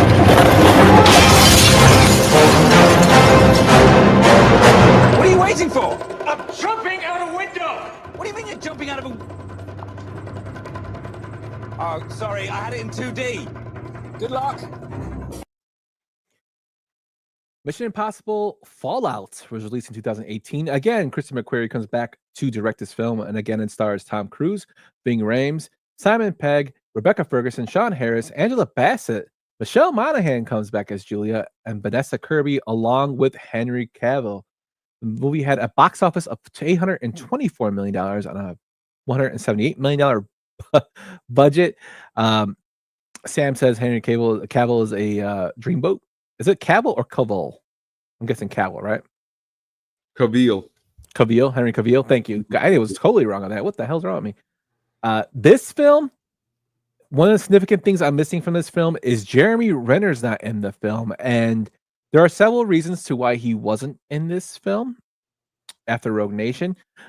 He revealed on the Happy, Sad, Confused podcast that Paramount approached him to return for Fallout 2018. They intended me to bring me over for a week so they could kill my character, William Brandt. He wasn't willing to reprise the role, only to be written off, stating, if you're going to use my character, you're going to do it right. He also had scheduling conflicts with Marvel films. He was doing Avengers Infinity War and then Endgame, which kind of didn't match up with it. And then he also said that the extensive location shoots, especially in London for Fallout, would have kept him away from his 11-year-old daughter, Ava, for over a year. So he turned down the role to avoid separation. So unfortunately, that kind of made his character not appear, which destroyed the whole Brandt taking over for Cruz storyline, which I thought sucked. Don't tell me if he's in the new one, Tone. I don't want to know. But hopefully he is. But, you know, that kind of killed it for me in terms of Brandt, because I really liked that character. I thought he was kind of cool, with Tom Cruise kind of being like the Mr. Miyagi to his Daniel-san. But unfortunately, it didn't work out. One of the best parts of this film, I think, Tone, is the fight with Henry Cavill. Cavill? Henry Cavill. Henry C. in the bathroom. It's a pretty badass fight scene there. What you think of it? I think a great scene. This is my favorite Mission Impossible. I think it's got everything. It's got two awesome bad guys. It's got, again, awesome action, awesome set pieces. Seeing it on the big screen was amazing. Tom Cruise is just awesome in this movie. And as you mentioned, Henry Cavill in the bathroom, that scene's awesome. That fight on the mountainside at the end after the helicopters crash, that whole scene is awesome. Movie just really brings it. That's crazy. I'm just reading something that Cavill had to keep his mustache due to contract clauses, resulting in expensive CGI removal for Justice League. Yeah, you'd ever seen the bad like CGI? Like it's up there with the De Niro kicking type stuff. Oh my god. This is the first Mission Impossible film I saw in theaters. Cool, Sam. Another crazy thing about this film is Simon Pegg wasn't required to, but he got an 8-pack just from training, earning him the name 8-Pack Peggles. What? These are real trivia facts that I found on the internet. Luther is in this film, and he's the only character to appear in all of the MI films with Tom Cruise. Again, Julia is in this film. She's remarried, I guess, to a guy. The beginning of the film is awesome too, where he just like runs off when they're driving the car, and he's like, "Where's he going?" He's like, "I don't ask the questions." Simon Pegg says, which I thought was hilarious. Uh, this is a direct sequel to Rogue Nation, which is kind of a first in the series to have a direct plot sequel. And again, is done in the next film, which has a direct plot sequel. But I thought that was kind of cool that they kind of continued it. They mixed it up a little bit.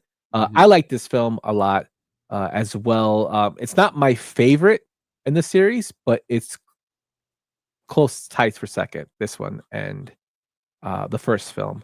The next film is actually my favorite, which I know you're going to disagree with, but let's get into it, my man.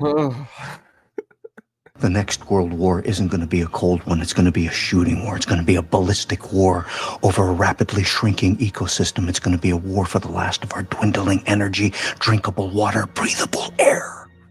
Whoever controls the entity controls the truth. Mission Impossible Dead Reckoning Part 1 was released in 2023 and it's directed by Christopher McQuarrie. This film also stars Tom Cruise, Haley Atwell, Ving Rhames, Simon Pegg, Rebecca Ferguson, Sean Wingham, Isai Morales, and Vanessa Kirby.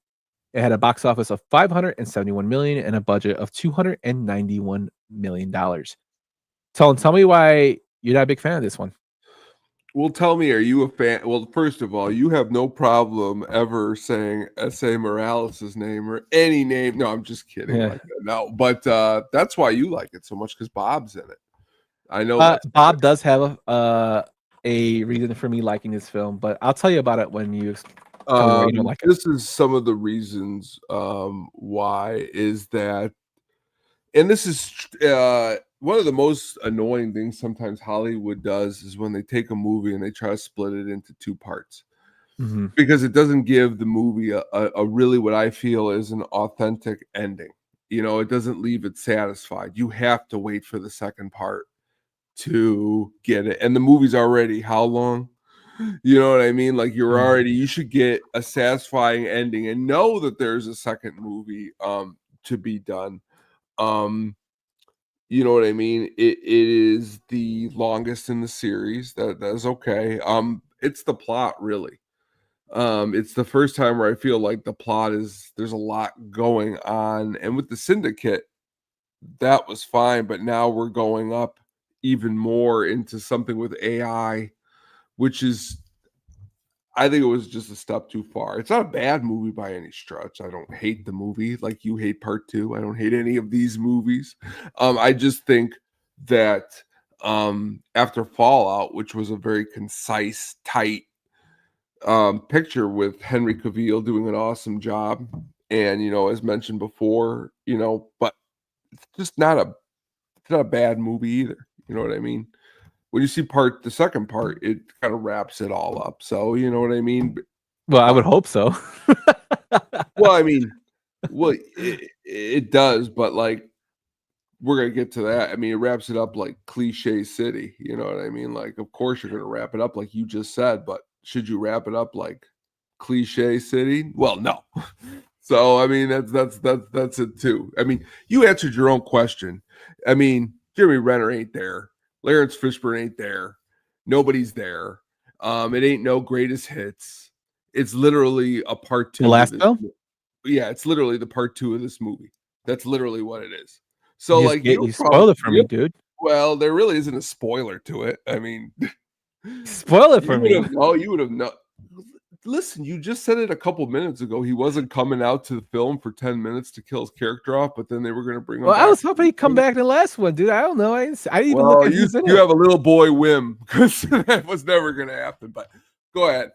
I mean, Jeremy Renner is an actor who now holds his own television shows, a bigger star than playing second fiddle to Tom Cruise. No offense. Tom Cruise is great, but Jeremy Renner could go do better work than playing second fiddle to Tom Cruise. I mean, it's just, yeah, but Jeremy Renner is nowhere near the level of Tom Cruise. Well, and honestly, to be fair, in some ways, neither is Daniel Day-Lewis.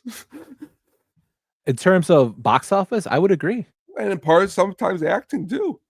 Tom Cruise has worked with better directors than Daniel Day-Lewis has. I don't think Tom Cruise can touch Daniel Day-Lewis. Well, but like I said, a different argument for a different time. But Tom Cruise has been with better directors than Daniel Day-Lewis. Oh, I agree. I think Tom Cruise is like one of the best actors. And but I people don't think he's don't, and better than people Day-Lewis. don't, and good directors don't hire bad actors. That's a true story too. So you could do the math, but you're not wrong. I mean, it's a little of everything, man. It can't just be one or the other. It's a little of everything. But back to this movie. Good directors don't hire bad actors?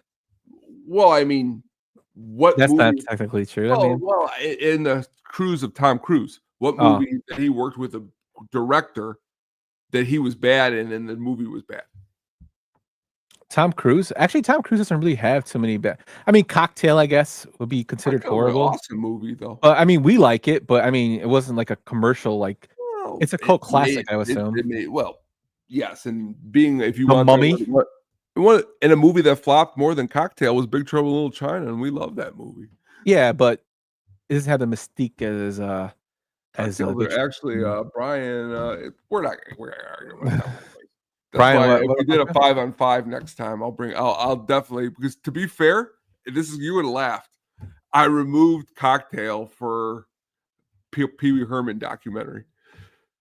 Cocktail is what I was going to go with. So I like Cocktail, but I'm not saying it's a. I know what I'm saying is like Scorsese, Ron Howard, you know what I mean? Cameron Crowe, Paul Thomas Anderson, Brian De Palma, John Woo. I mean, these guys are all better than some of the best of all time. Spielberg. I mean, I personally like, Tony Scott. We keep going. I mean, you know that Lewis won an Oscar for Lincoln, right? What'd you say? Lewis won an Oscar for Lincoln with Steven Spielberg, and he's worked with Paul Thomas Anderson, and he's worked with Richard Attenborough. So I mean, he's worked with Scorsese. 3, that's 4. He's worked 2 Scorsese, Michael Mann.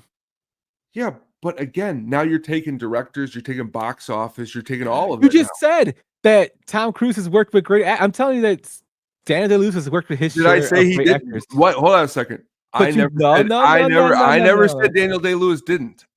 But you said Tom Cruise has worked. No, with I'm saying greater that people actors. put Tom Cruise down as an actor, and you can make a fair. I've never said that Tom Cruise is the best. I say think you Tom Cruise is a did. phenomenal I actor. never actually said you did either. You're just arguing the points of what I'm trying to say, and the point is that I was making is that one can make the argument that Tom Cruise is just as good or better than Daniel Day-Lewis. And my backup is that Tom Cruise has worked with great directors, more great directors that possibly than him, the same ones. So like the thing is you actually fed right into my story. So they've actually worked with the same directors. Now let's look at those directors in the movies they were in box office. Okay, Paul Thomas Anderson, Magnolia compared to Phantom Thread. I win, Magnolia. Okay, if you want to go by box office, Color of Money compared let's compare the Fast and the Furious series to the Mission Impossible series. Let's compare the Fast and the Furious series to the Godfather. We can't go by box office, dude, because the Fast and the Furious are horrible movies, and they make a lot of money. I would argue that Color of Money is a better movie than Gangs of New York. I would argue with you that, not to you, but I if don't you're think Color talking of Money. about I think the original is better than The Hustler is better. Well, The Hustler, that's like saying a lot of movies are Mission Impossible 1's better than the movie that you like the best. So you could do this all day long. Your argument makes no sense. Like you're literally just shouting stuff just to argue because that makes no sense. Because you're telling me that The Color of Money is better than Gangs of New York, and I just said you no. brought up that The Hustler is better than The Color of Money. So I can go back and say I think that The Color of original Money. Mission Impossible But you're saying that the Mission Impossible films are better than the movie I like best, which makes no sense. That makes no argument. I said the very my first argument movie, was first movie. You said Hustler, very first movie, right? Mm-hmm. And then you said it's better than Color of Money, right? Yeah. I said the very first Mission Impossible is better than the newest Mission Impossible, the oldest to new, the same thing. I didn't just. But you didn't clarify that way. You said No, that's what I said. You didn't hear it that way. No. Play back the tape. Go back, rewind. Rewind, everyone. Rewind the tape. Play back the tape. Yep. But you're never gonna. I'm always gonna say Daniel Day-Lewis is the best actor. Well, that's my opinion. That's not the point. The point is that like, you did it with Mission Impossible 2. You're doing it now in this argument. It's a very quick shutdown. All I'm saying is it's not you shut down can't because make the argument. Can you make the argument that Tom Cruise could be in a ballpark with Daniel Day-Lewis? I think Tom Cruise is actually in the top 5 greatest actors we ever had, and that's for somebody who didn't go to high school. I don't see. That's the silliest part about our argument. If you would have said that, the argument would never would have happened. Because my point is that he can be argued as being a great actor. People don't do that though. People would much rather talk about Pacino and De Niro. I think, to be honest, I think Tom Cruise is a better actor than Al Pacino. Well, and now we're getting into where this conversation is amazing, and we're getting somewhere because that's exactly the point I was trying to make. Thank you, Yum. Not that he's better than Daniel Day-Lewis, but that you can make an argument that he, not by box office, because he's worked with all these good directors. Directors had said, hey, we want to work with you. That being said, he's a good director. Now, is he better than Daniel Day-Lewis? No, I'm not going to win that argument, but can I say he's in the top 5? Yeah, you said it. I mean, that's the agreement. Who are in your top 5? It's a tough, honestly. I don't like that's. You're always going to find me arguing with people, whoever says the best. If you say, I like this the best movie, I'm going to say, well, how can you say that's the best when this is also awesome? But you like it's subjective though. But who's your top 5? I don't have a top 5. Like, we're just talking. I mean, I guess Denzel Washington, Philip Seymour Hoffman. I mean, the thing about Daniel Day-Lewis is that my problem with him is that he just doesn't have enough work for me to like him to be the most. I love his movies that I've seen him in, but what's he got? 7 movies, 6 movies? He's been acting since 71. But yeah, he's kind of like okay, dude, you just said it. Name the movies he's in. Go to his catalog right now. You opened up the door. Let's go. All right, Sunny Bloody Sunday. Gandhi. You like that? That's one of your faves? That's an uncredited role. But I'm naming this film. Gandhi, which is a good film. The Bounty, Gandhi. Okay. The Bounty, which is a good film. My Beautiful Laundrette. I've never seen that one. A Room with a View, which is a decent film. Nanu. I haven't seen that one. Unbearable Lightness of Being. Stars and Bars. My Left Foot, which he won his Oscar for. Emerson, New Jersey, which is a good film. Last of the Mohicans, Age of Hennessy, The Name of the Father, The Crucible, The Boxer, Gangs of New York, Abby Singer, which he played himself in. I never seen that film. The Ballad of Jack and Rose, There Will Be Blood, 9, which I liked. Oh, that's a great movie. I like 9. It's his musical. I actually like Chicago too. Lincoln. See, now Lincoln, I would say was a good film. That one was really long for me to watch, and I'm not a big fan of biopic films. Phantom Thread, which was okay, and now he's in Anaman. I don't like a lot of those movies are what I would say are artsy fartsy films, which are great in a way, but like Phantom Thread. I mean, do you think that's Paul Thomas Anderson's best work? Oh, definitely not. But he's good in it. Daniel Day-Lewis is great in it, and honestly, it's a good movie. I like Last of the Mohicans. I think that movie's great. Of course, like My Left Foot. As a little kid, that's where I heard of him. I mean, he's Age of Innocence. This movie's awesome. Yeah. Hey, you know what the thing is that Daniel Day-Lewis should have been a bad guy in the Mission Impossible movies. I don't think he that's the thing too. I don't know if he could do a role like that. He's a great actor, but I like as a villain. I guess Gangs of New York, he plays Bill the Butcher, but would would it appease him to be, because he's a method actor? Yeah, but how could you then say he's and this is a different argument. He's a great actor if he can't play a villain in a Bond movie. No, I think he could, but I'm saying I don't know. More often. I don't think he would want to do it to I think he takes roles that challenge him. I'm not saying that the Philip Seymour Hoffman didn't challenge that role, didn't challenge him. I'm saying I'm just saying you're the director, he's willing to sign. Could you put him in a role? Yeah. Not would he want to? Well, that's a different. I mean, it's kind Pacino would want to. Pacino would sign tomorrow. Yeah, but he needs money. Him, but would Cruise want him? No. The difference is a lot of people would want the roles. Like John Voight. Would John Voight get this role today? No. Would he want it? Yeah. Well, yeah, that's the problem. A lot of people want the role. And that's what makes, Simon Pegg must do a really great job, because, I mean, he's been in all these movies up to this point. Well, he's another good actor, but He's not top 5. But if I had to give you my top 5 right now, well, Daniel Lewis is at the top for me. Jack Nicholson, Denzel Washington, Gene Hackman, and my 5th will be Brando.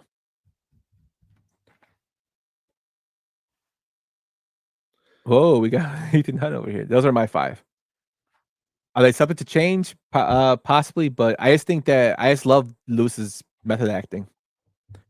I'm just a big fan of him. And yes, like I said, it's everything's subjective, but to me, he'll always be, at least of my generation, the best actor I've ever seen.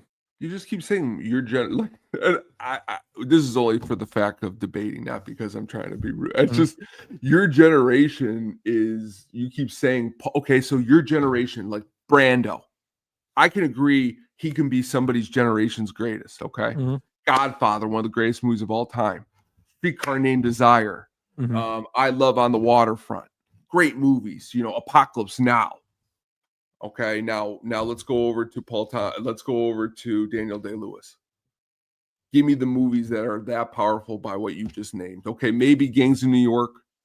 Now, see, to me, and you're gonna hate me for this. This is really where you're gonna hate me. I feel the way you feel about Scarface, about the Gangs of New York. I think the movie is, to me, boring in a lot of ways. Honestly, I think it's stupid fighting with knives. There's a lot of things we could talk about it, but he's great in it. See, that's the thing. He's awesome in it. It's Leo is stupid in it. Cameron Diaz is stupid in it, to me. But he is a good actor. I want. Now, There Will Be Blood is one of the greatest movies of all time. Okay, I will put that down, and so is maybe Last of the Mohicans. But where are more performances that you Name of the Father? Name of the Father, The Boxer. Those movies, The Crucible. Oh, dude, have you seen Your Name of the Father? I've fucking seen. That's yes. I'm not getting into this conversation with someone without actually doing. Oh, I'm just saying, have you seen it though? Like, you're gonna tell me that's not a. I didn't say it's not a great movie, but you really are really great at putting Pacino down, like putting him down like it's nothing. All right, but like Justice for All. Just because you're talking about. But you're saying that but you can't compare Pacino to Daniel Day-Lewis because one, Pacino took a lot of roles that he needed money for. Daniel Day-Lewis didn't. Okay, so I'll give Pacino that. Seymour Hoffman. But it's the other person too. Hoffman's acting style didn't radically change from him screaming to Pacino. Well, I mean that, but like that's the thing is like I think it's more of what Daniel Day-Lewis, the movies he's been in. To me, yeah, but you said subjective, and you're right. But even let me give you an example. Pacino. So Pacino with his, and I know we're totally off topic, but this is what people like when we argue. But so for Pacino, he played Big Boy in Dick Tracy, right? He was nominated for an Oscar for that role, and he played that over the top, which that character is supposed to be over the top, right? And then you go to, and he plays Havana over the top. And then subsequently, as we go forward, most of his roles are over the top. Like do all those roles call for that? Yeah, but let's go backwards. Let's go to Scent of a Woman. Okay. He plays that over the top too. Well, not really. It doesn't start over the top. No, but I'm saying he gets there. But no, that's like. But then what Daniel Day-Lewis then gets to play the quiet type, and he gets to. He doesn't play a quiet type though, but. Daniel Day-Lewis plays. Sure does. In My Left Foot, he barely speaks in the movie. No, but he does. But yeah, but see, he plays Bill the Butcher. Bill the Butcher isn't quiet. Well, no. But I'm saying Pacino adds his over-the-top screaming, which isn't necessary for his character to get through all the time. Well, not all the time. But he does it all the time. So much, like I can honestly, and again, this is honestly a topic for the future. You take 5 of the Daniel Day-Lewis movies. I'll take 5 Pacino movies, and we'll just do a straight up versus. Because the thing is that I can go back in his catalog and pick out movies that I think are better than The Boxer. Okay, you may disagree with that, and the fans out there, our fans, may agree with you. I don't. That's not the point. The point is Pacino's in probably arguably the 2 best movies of all time. I won't pick them. We'll take some. I will even make some consolidations. because I feel like I don't like to use easy things. I'm not going to pick The Godfather. Okay, the first one.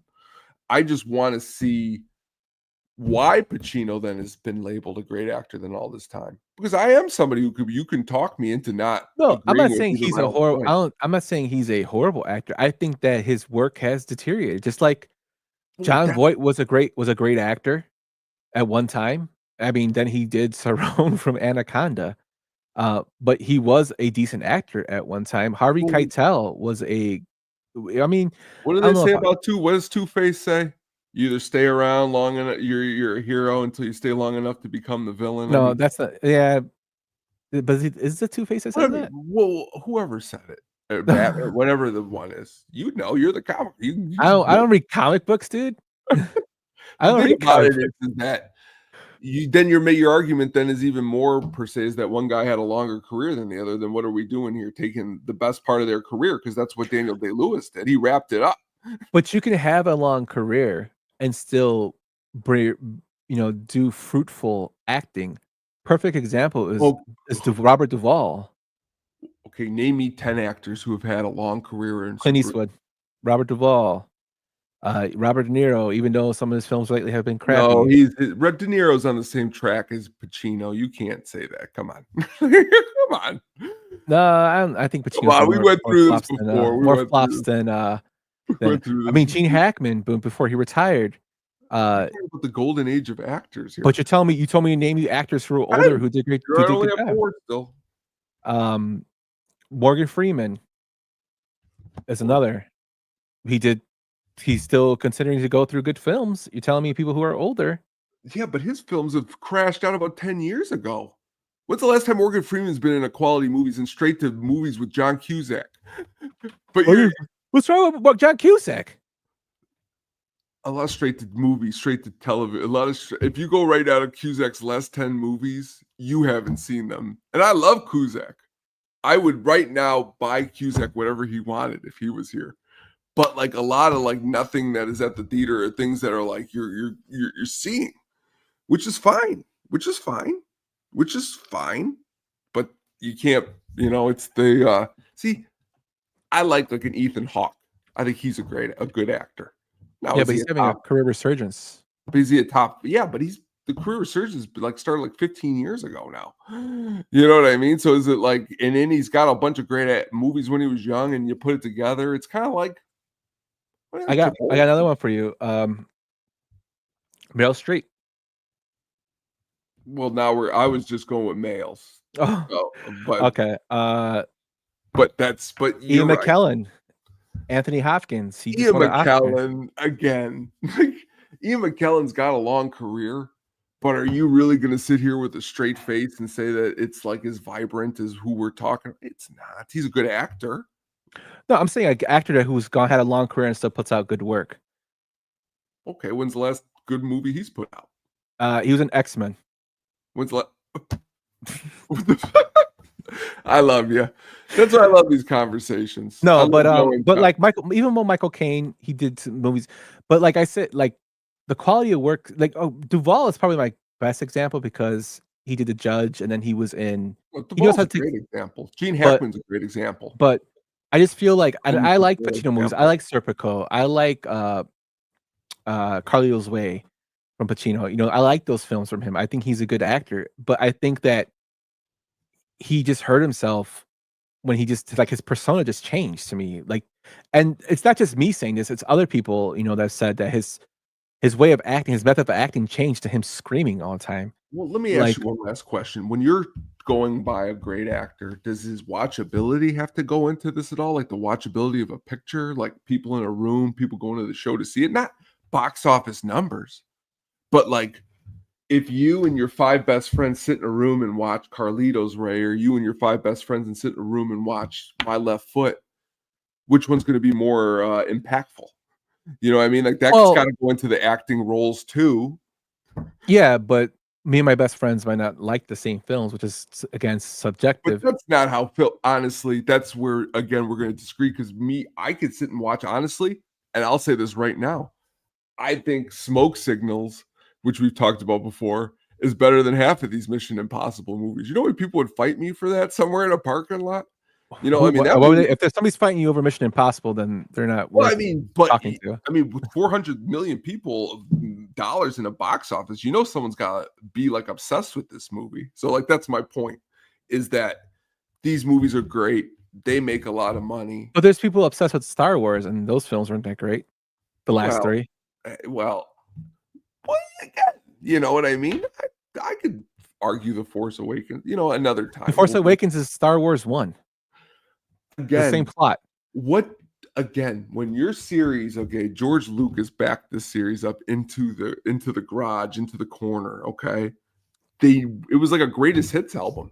It's like a Chili Peppers tour. You can't really. I would think of another band because they don't play their greatest hits. Well, they play quite a well when they don't come out with a new album. I mean, every show they play Can't Stop. They haven't stopped playing Can't Stop in like the last 10 tours. Yeah, but with John, he doesn't play anything Josh played, and I don't like. Oh, that. and there is where I thought about this at the very beginning. You know how much I love the Chili Peppers. You love them, we love them. Their last albums, good albums, but would you find them to be their best work? I think you know this already. I already told you I like The Getaway better than I did the last album. But that's where I think where I would compare these last these Mission Impossible movies. They got a lot of good stuff in them. There's great stuff in them. But maybe these two movies were brought down to one. It could have been the best. Now, to be fair, I've only seen did you see the one I saw this newest one at the theater, but I did not see the one before this at the theater. Did you? This one? The first one, part one. No, I saw this on Amazon, I think. Because I was gonna say that honestly probably could get me to change my opinion about these movies are just great to see on the big screen. You know what I mean? Bring it back to Daniel Day-Lewis is the best. I don't give a shit what you say. No. But bring it back to Mission Impossible. The reason I like this film a lot is because it reminds me of a better version of this film that I actually really liked, which not a lot of people liked, but I liked it, which is a film called Eagle Eye with Shia LaBeouf. And that had an AI system. This is like kind of a more rehashed plot. They had an AI system that took over. It's a different telling, I think, of the sci-fi stuff with like Terminator and stuff like that. And now it kind of resonates a lot more with AI being used so much in society. This is what people think that AI can become, even though it is light years away, even though the smartest AI is not as advanced as what this would say. This film leads you to believe. That's kind of why I like it. Now, does this film have a lot of parts that are like, well, that's like total bullshit? Like the timing and the predictability of everything that's going to happen with all these algorithms? Yeah. But Isai Morales kind of sold it for me, for me to like even more. Well, that's what's cool, because honestly, when I watched it, because I actually watched it for the first time before 2 weeks ago, we were going to do the show. I was upset at myself because I liked Fallout so much. I didn't know why I waited so long. And I think, too, with these movies, I got to sit down and watch it again, take it all. And there's a lot of stuff going on. And John Voight for National Treasure. Yeah, he wasn't National Treasure. This is his last good movies. But I will agree. There's a lot of cool stuff in the movie. Now, one thing I don't like about this film is the character of Haley Atwell. I will say that. Because she fucking irritates me and she keeps running away. It just makes no sense. Like how she keeps trying to get away when obviously like Ethan Hunt, like there's gotta be something. If she got a picture of Ethan, she says she got a picture of Ethan Hunt, right? Uh-huh. And should she know that Ethan Hunt's somebody you shouldn't mess with, and she keeps trying to run away from him? Yeah. That kind of, and she ends up getting Rebecca Ferguson killed, even though Ving Rhames tries to say, I think that's what it was too, because her character was the one that I think too was a little, because I like Rebecca Ferguson a lot in these movies, and I would think I was pissed when she died. I like I love Isai Morales in this film as a villain. He's a person that like, is he a better villain than Phil Seymour Hoffman? No, but he's a character in this film that I don't like, that you like, you despise. And even though in the end of this film they kind of get up on him by like getting the key and he gets pissed, I did not like that part where he screams his name, Ethan. Like that part reminded me of McBain screaming Mendoza in The Simpsons. It wasn't that great, but See, I think that was my second problem. Even with the next one, is they don't use him as much as they should. When you look back at the past movies, they could have done a lot more with Morales, and I think they squandered some of what they could have done. yeah. See, now I am gonna go see the second one tomorrow with Jen because she actually liked this film a lot too. Because I actually rewatched it again. I mean, it's fun. It's I rewatched this one with her. What are those? I even forgot. What's the stupid army of that we talked about at the beginning? Oh god, That's not that. Okay, so like any kind of complaints about this movie is like you're complaining about, a T-bone steak and another steak. It's like there's steak. You're gonna love it. You're gonna have. Want me to tell you? You're gonna have fun. Back to that movie, and we're just all off the rails right now. But back to that Army of the Dead. So, and I know how I can get like, and how like we find caught in our ways. Like, okay, is this really a bad film? I put that movie on with my mom and her. They told me it was stupid. Oh. And my mom likes horror movies, and she was like, "This is dumb." No, that was. And I couldn't. And I was just like, "Okay, so this ain't me." But putting a bow on this, I like this film because of that. I really like Palm too. I can't say her last name. Clementieff, who's from Guardians of the Galaxy. I thought she was kind of badass in this film. She talks French in it, which I thought was kind of cool. And although you don't like cliffhangers, I thought this one, I don't like cliffhangers, but it wasn't the worst cliffhanger ever seen because like I said, unfortunately, I watched the Fast and the Furious films. Nobody said it was okay. I'll give you another cliffhanger of all time. And Lord of the Rings. Those cliffhangers. Lord of the Rings. There we go. Okay, Don't ever Lord of the bring Rings. up Fast and the Furious to me again. They had cliffhangers. I don't even like those movies. But I'm saying, like, I've seen worse cliffhangers. No, it wasn't a bad cliffhanger.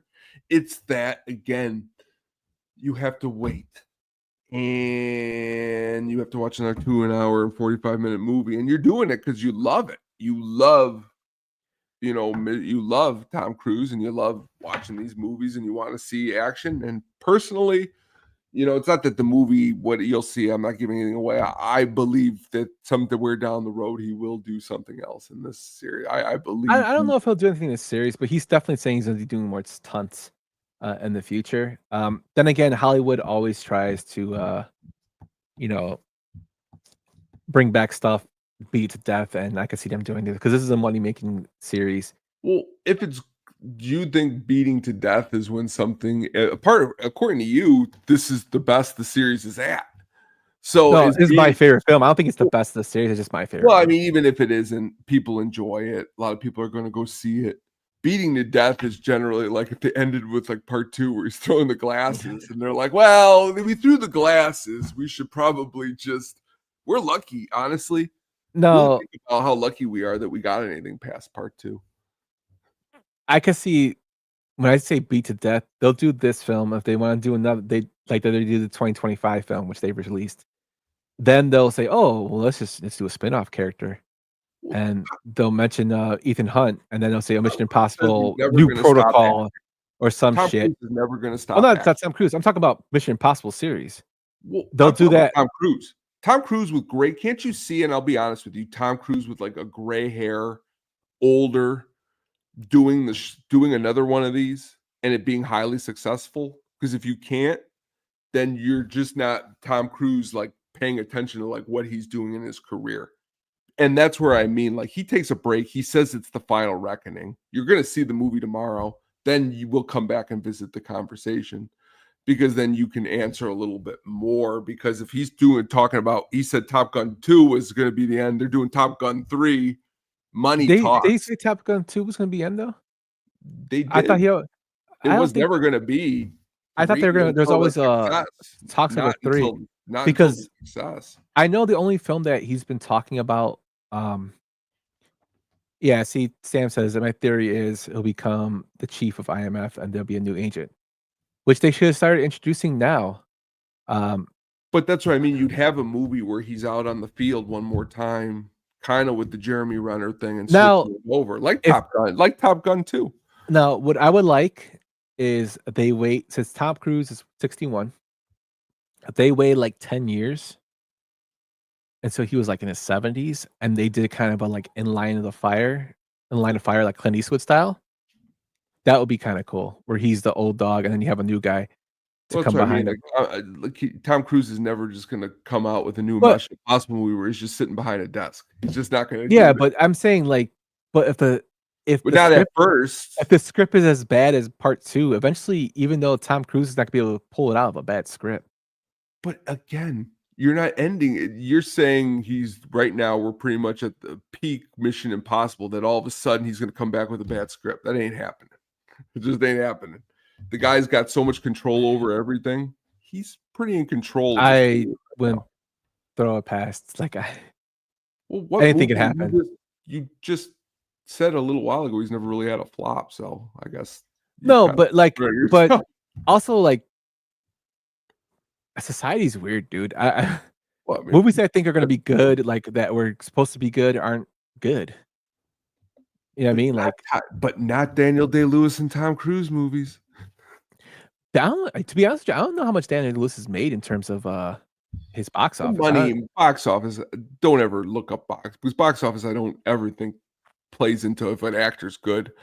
I mean, you can go to any actor and see their box office. Like, yeah, I mean, Arnold's box office is great. Is he a great actor? Come on. He's the greatest action star. Well, there you go. Sly. Yeah, dude. We were lucky to live with like two of the biggest action stars of all time, like Sly and Action Arnold. stars and being a good actor are two different things. You could be an action star, yump. That doesn't mean Hell you're no, a good actor. My fat ass running around killing people. Nah, man. Oh, come on. They made what's his name? You ever see The Sitter? I want to be. He's like 7 times your size in The Who's Sitter. The Sitter. What's his name? Jonah Hill. Jonah Hill's quite 7 times your size in War Dogs. You know what I mean? Like, what are you talking about? What are you talking about here? Yup, it's the script. It's the director. It ain't you. Yep. One day I hope I direct a movie. You're gonna fucking be in it. Oh my god. No. Yeah, Daniel Lewis didn't even cross $1 billion for his movies. And Tom Cruise pisses on that. But what was you threw me off of me being in your movie now. Kevin Hart, Vin Diesel, and Dwayne Johnson are the greatest actors of all time. Yeah, if you go by box office, they have all made a lot of money. Kevin Hart. Anything is possible with AI likeness. No, Jen, The Irishman kind of told us that it wasn't with him kicking. Do I still have that clip? I'm not saying Tom Cruise will put out a bad movie. I just think I'm afraid, like, okay, say if Tom Cruise is like, all right, I want to do something different. He could do, and he walks away and does something different, and the studio still wants to do Mission Impossible. That's where I fear that they're just going to ruin the films going forward. Just last year, Tom Cruise got his own office on the lot, and he's got his writing scripts with other people, and he's like nose deep in everything. And then he interviewed him this week, and he said he's never going to retire. Tom Cruise is at the point. Tom Cruise is like almost like at this tier, which is crazy because, to be fair, I thought he was over with that whole Oprah when he was on the couch, when he was losing his mind. I was like, this guy is done. I thought he was worse than Pacino, but he's made a hell of a comeback, man. Yeah, but you're saying in terms, I don't think he's going to stop acting. I'm just saying just in terms of this franchise. If he walks away and does something different and the studio wants to do it without him, they're not going to do. He's got full control. It's kind of like Dick Tracy. You know why they've never made another Dick Tracy? Yeah, because Warren Beatty. Yeah, it's the same thing. They're not going to do Top Gun. They're not doing things unless Tom Cruise either passes away. Then they will, and then you'll be right. Well, who knows, man? Maybe Scientology's going to tell him to do something else. I've heard that he's kind of backed off from that too. I mean, he spends a lot of time now with somebody who, you know what? Never mind. We're gonna. Hey! You want me to tell you something, dude? You know what? What's crazy? This is completely off subject. But you know who introduced Tom Cruise to Scientology? Oh, I know I've heard this somewhere, but tell me. Mimi Rogers. There you go. His And- first wife, also a Tales from the Crypt alumni. Yeah, she introduced other people to Scientology too, like Sonny Bono. Well, Mimi Rogers is just fucking people up, man. I'm sorry if you're a Scientologist and listen to this, but I've been told that it's not a good religion. But it's crazy. It's Mimi Rogers, man, just messing people up. Now, will Tom Cruise be a biggest star with Scientology without Scientology? I think honestly, to be fair, some of his better movies came before he was in it. So like I don't know. You know what I mean? To be fair, would the whole thing on the Oprah couch happen if he was? You know what I mean? But then again, like if they allowed him to make a movie like Eyes Wide Shut, kudos to them. Man, they're weird people. This is like I just like think the most off rails. We had an argument and then we circled back and now we're talking about Scientology. It's great. In a That's what makes damn the Mission show so Impossible awesome. episode. We've been off for 2 weeks. We've been holding it in. But a little bit more about the. Oh, you know what? That's another thing too. I want to get to since Sam had brought it up. They kind of wasted Carrie Ells in this film. That's true too. Who I like, but I like the. I don't know why. I just like this film better than. This is my favorite film of the series. Is it the best one? No, I think the first one's probably the best one of the series. To be honest with you, Fallout's really good too. Fallout and this one are probably my second favorite. Fallout and the first one, but I don't know. I just like this one a lot. It kept me engaged, put it that way, and I think that's why I like it so much. But yeah, they didn't really utilize Carrie Ells, which kind of sucks, and then he gets killed. But as of 2025, the Mission Impossible films, including the Final Reckoning, have grossed $4.3 billion with a domestic total of $1.4 billion. The Final Reckoning opened up with 95 million and 222 million worldwide, and it's still going because I believe it's in its third week. Tone, is it in third week or second week? It is in its second weekend. Deep dive into cult documentary films. We did a cult films episode. Might run it back. We'll see.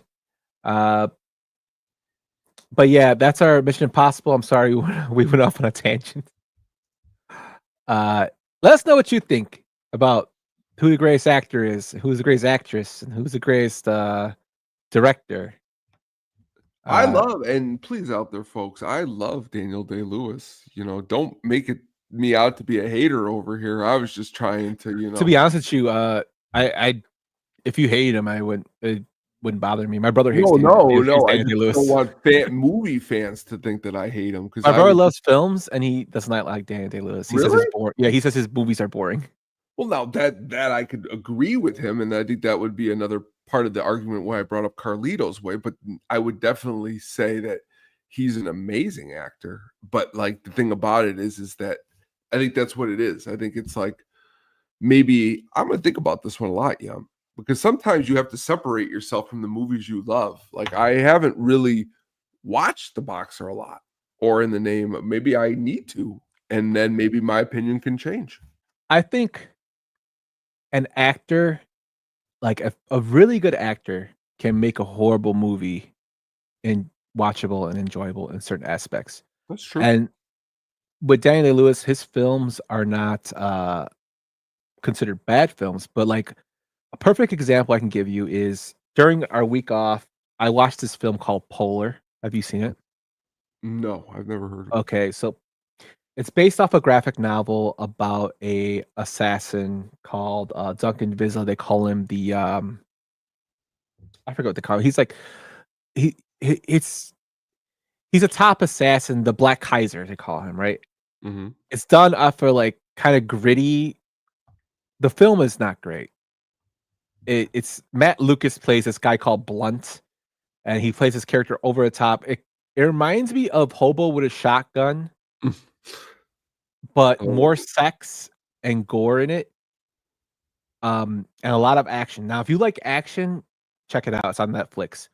But if Mads Mikkelsen wasn't in it, if you guys don't know who Mads Mikkelsen is, he's from Hannibal. He's also the new Indiana Jones, the Dial of Destiny. But he's a phenomenal actor. If Great he actor. wasn't in it, this film would have been a million times worse. Like he kept me engaged. His acting was awesome. His lines were great, but he was very he had limited interaction in terms of like lines where he was kind of quiet character.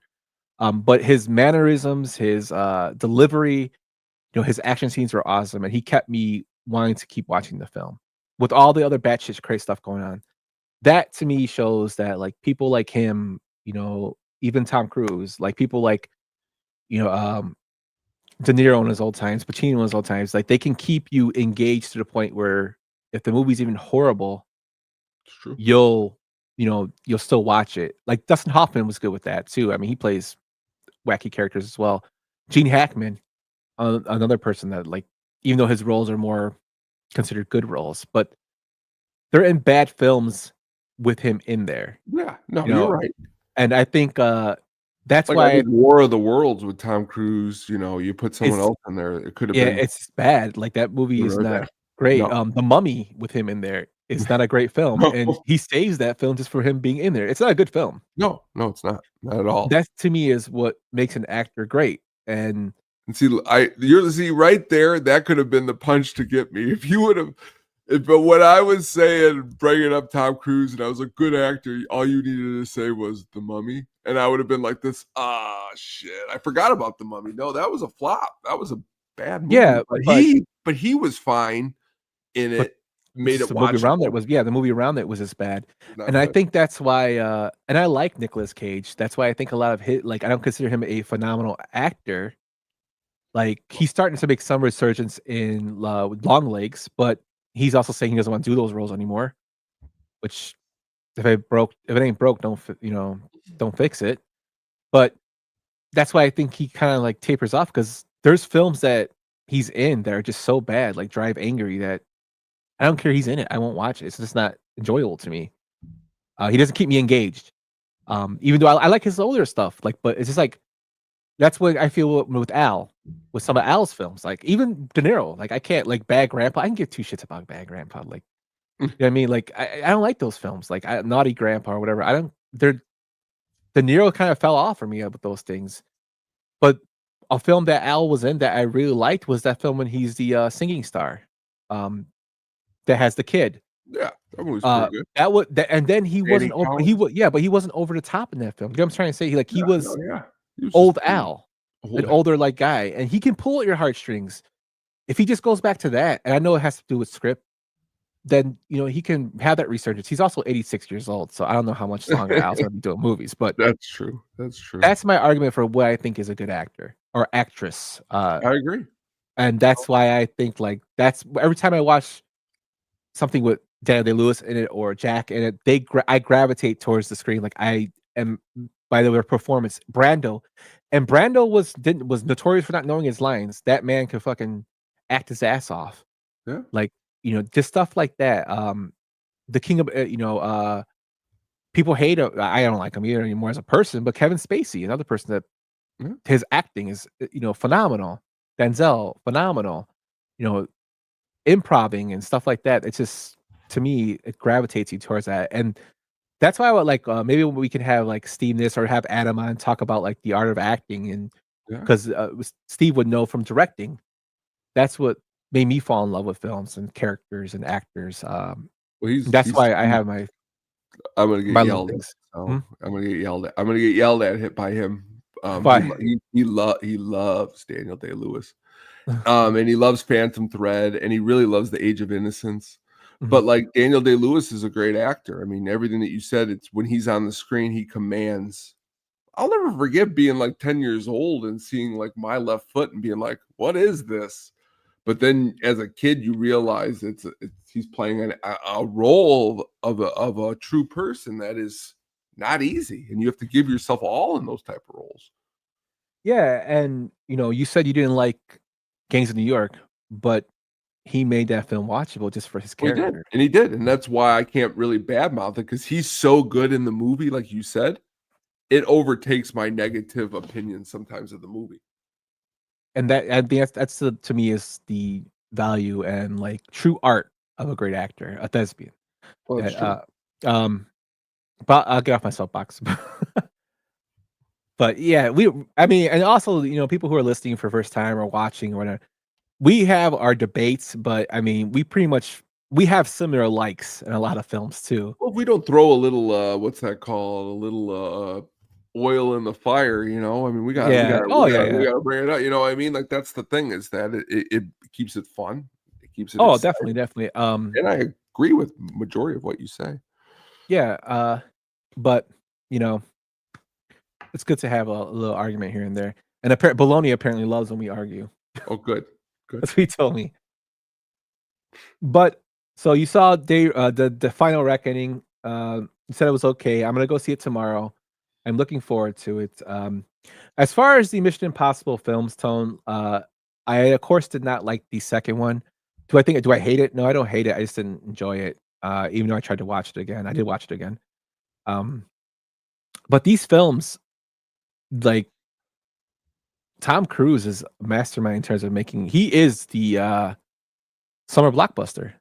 Tom Cruise is Mr. Should be, Dwayne Johnson was Mr. Box Office, and Will Smith at one time was summer blockbuster with his thing.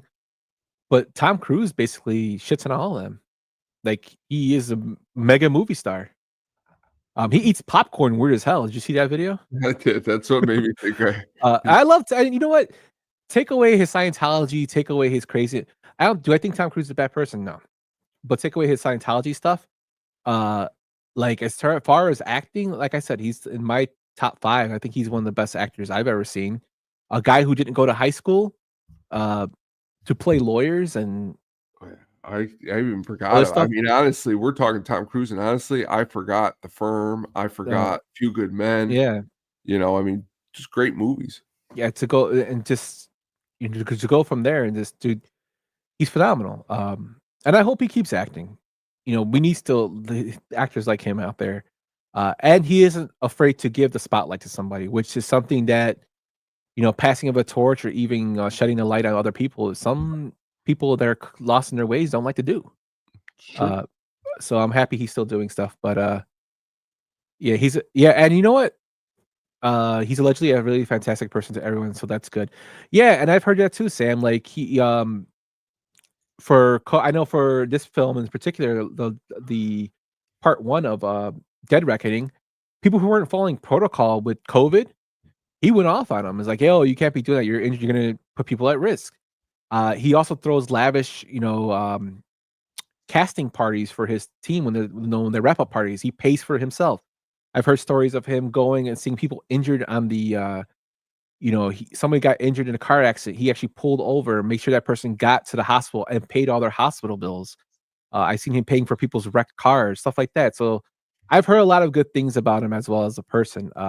Just the Scientology stuff is kind of what weird to be out about him. And he kind of showed that when he was jumping on couches. But phenomenal actor. But then again, like, all great actors are fucking weird in some way. Danny Day-Lewis is weird as shit. I mean, he's definitely weird. Brando was really weird. Yeah, he became really fat. But that's our Mission Impossible series. I really, you know what? I really would like in the future, Tone, to do a breakdown of De Palma. Yeah, because he was in a lot. He did a lot of good films. Like, I was looking at his filmography, so maybe in the future we can do that. That'd be cool. Before we get to the Sugar Baggies soundtrack pick of the week, we can, we don't have to play the video, Tone, but tell everybody what's going to be coming up next for the show. We are going to be doing a 5 and 5 of fantasy movies, which honestly, there's just so much to pick from, and it's going to be a good time. It's going to have some deep cuts.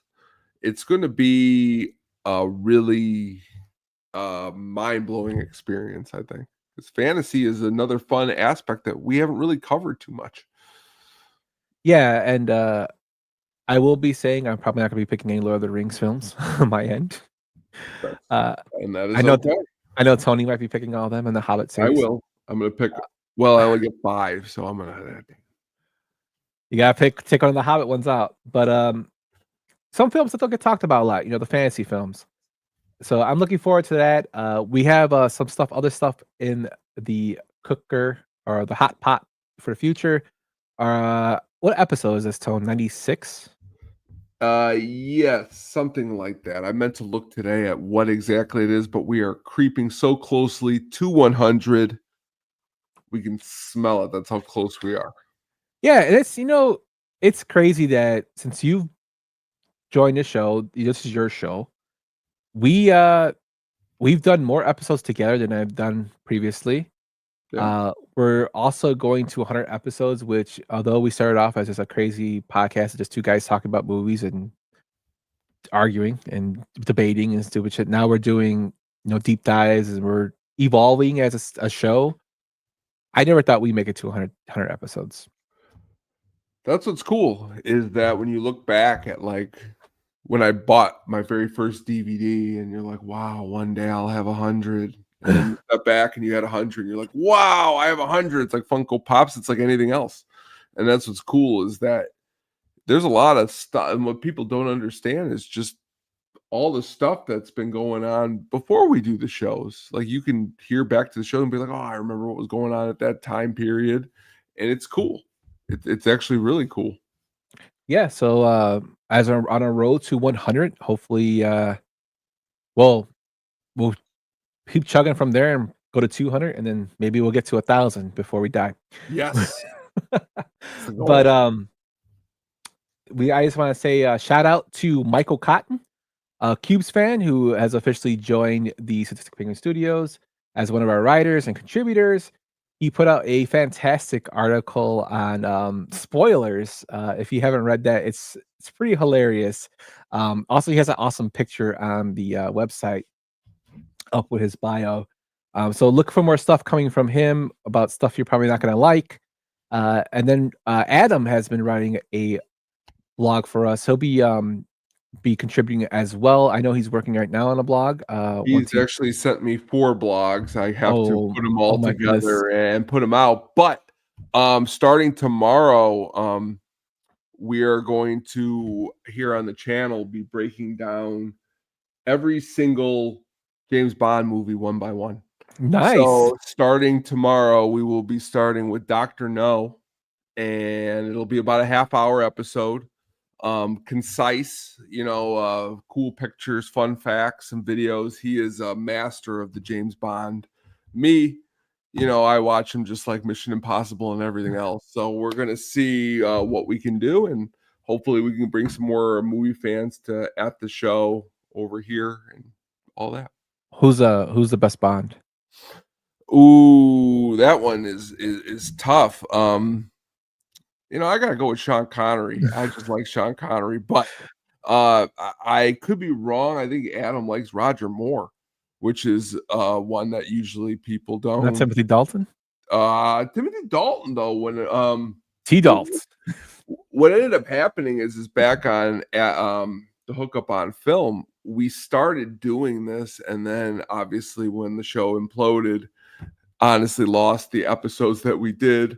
So he's like, where are those episodes at? And I was like, I don't know where they're at anymore. So let's just start fresh again and go from the beginning, and we'll bring some more people. So we're actually going to be recording that at 10 in the morning tomorrow. You've seen was I Love You, Man? Yes. Great movie. That's Great when he's like, when he's getting his tux, he's like, give me an action pose. You think James Bond, and he goes, he does that little pose. He's like, what is that? He's like, I'm doing James Bond. He's like, Timothy Dalton is James Bond. Oh, T Dalton. And he does a little. That's why. But Connery's my favorite Bond. I also like Pierce Brosnan. I like the films he did. But that's gonna be kind of cool. I will definitely be tuning in for those. Yeah. So be sure to check out the website, Statistic Penguin Studios. We will have new blogs up, and we'll be having new stuff on the channel. We have some stuff that we're actually other little side projects that we've actually been talking about doing. One involving Sopranos, one involving some anime stuff. and one involving some movie type of stereotypical movies that you might be putting out as one-offs or segments. So we will have our segments coming back as well. So Mailman Jack will probably be coming on in the near future. We'll try to get Roxy back on. She's been really busy. I guess see if Keelan's can come on for some Keelan's cuts. And Adam will be a regular contributor along with the man of King Ass will be on sometime in the future. So stay tuned. There's a lot of cool stuff coming back along with Drafty Pod. We'll be back June 8th. We're doing a 2005 movie draft. It'll be myself, Brian, and I believe Kevin, if I'm not mistaken. But we'll be back on June 8th, so look out for that. And tell everybody what's going on the Hook Up on Music. Hook Up on Music, coming back this week. Garbage has got a new album. Gonna dig into that. Also going to maybe dig into some other new releases that have been going on. This past week was a really kind of a cool show. But kind of starting out with some music news and then kind of moving into different concerts and different stuff. We talked Anthrax. That was really exciting. So please check out the show. Yes, sir. Be sure to check out that show. If you haven't, please subscribe. I don't like to beg for subscribers, but we're getting very so close to the 1,000. If you're a first time listener and you like our stuff, check us out there. And without further ado, Tone, let's go into the Sugar Baggy soundtrack pick of the week, my friend. The Sugar Baggy soundtrack pick of the week.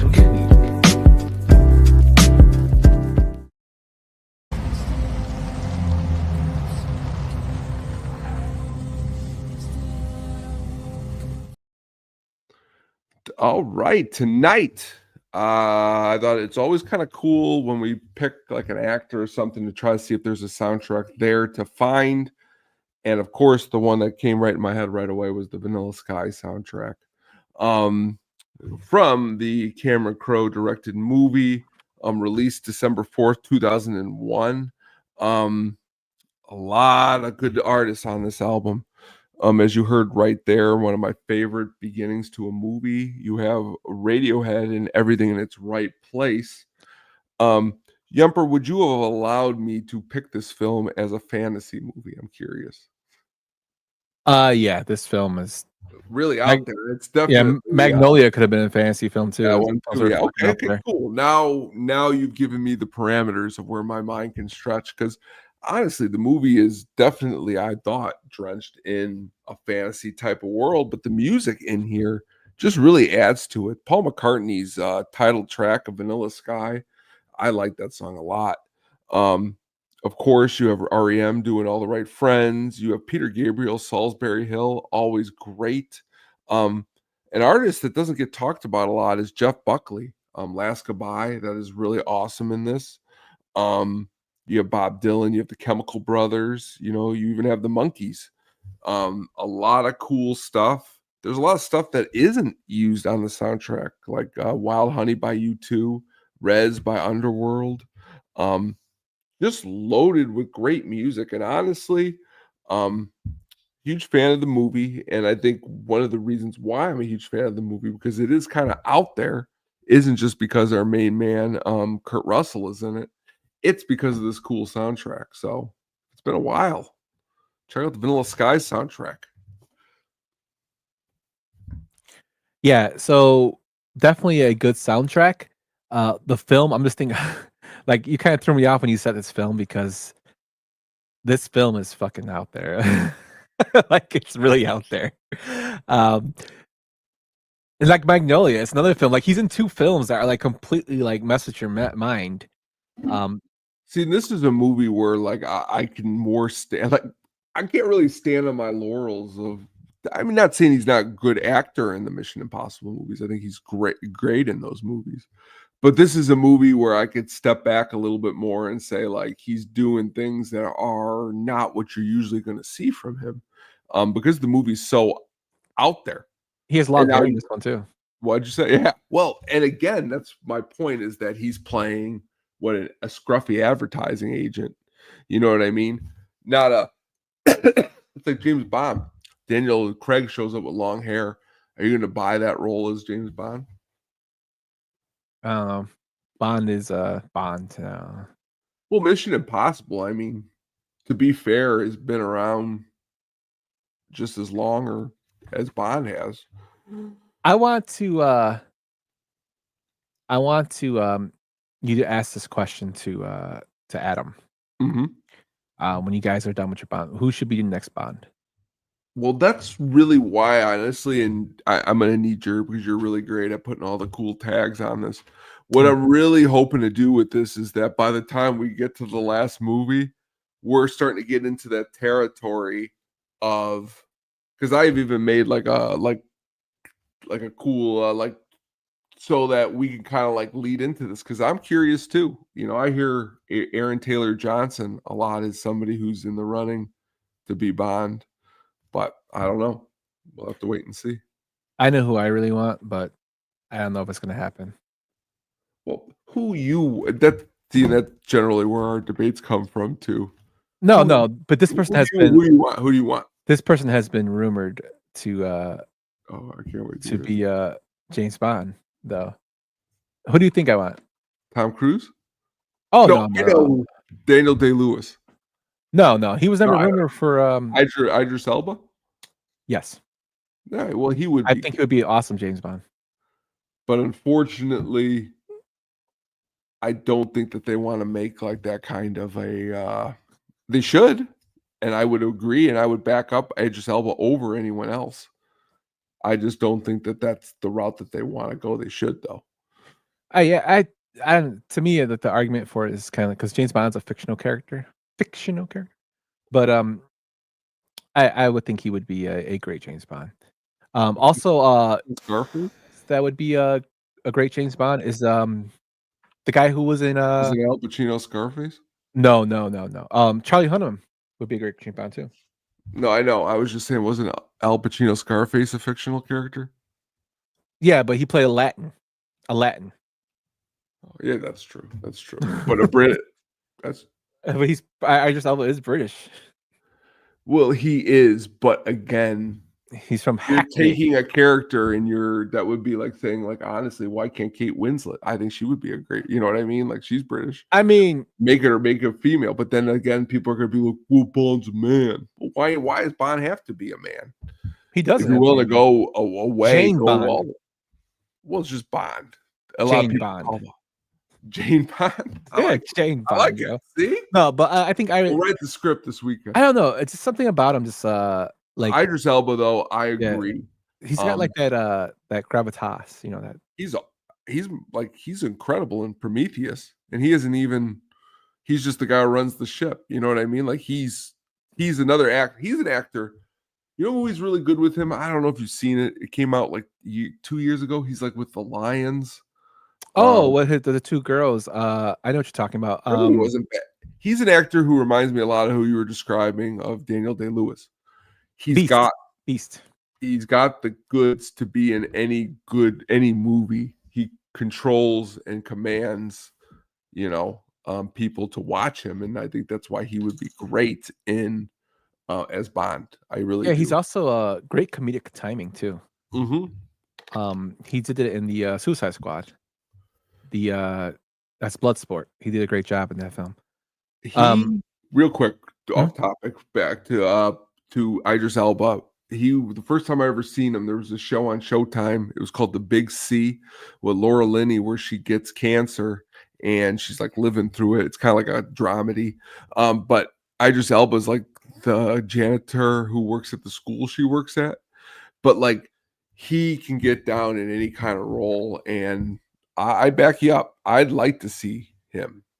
Unfortunately, I go into the mind of the stupid studio exec who isn't going to make the good decision, because you'd say to yourself, why wouldn't you take him over Aaron Taylor Johnson? But maybe Kraven the Hunter, they saw something we didn't. Kraven the Hunter, oh my god. But yeah, that's who I would pick. But we'll see. I mean, we'll see what happens. Before we go, I want to ask you a question, since I did bring up our guy Charlie from the Gentleman. Did you watch the Gentleman Netflix series? Is it any good? I've only heard negative things. Okay, so I'm not getting. But who I heard negative things from, like a person who I did a show with a long time ago. I don't know if that I would. Okay, because I never literally sat down and did it myself, and he is incredible enough to be like, yeah, we're gonna run with it. So, like, honestly, I would like to sit and watch it again. I have a problem, and you spelled it earlier today when you were talking about the 2 movies you picked of what you've been watching. Netflix just sometimes they put out some good stuff, and then they put out some real bad stuff.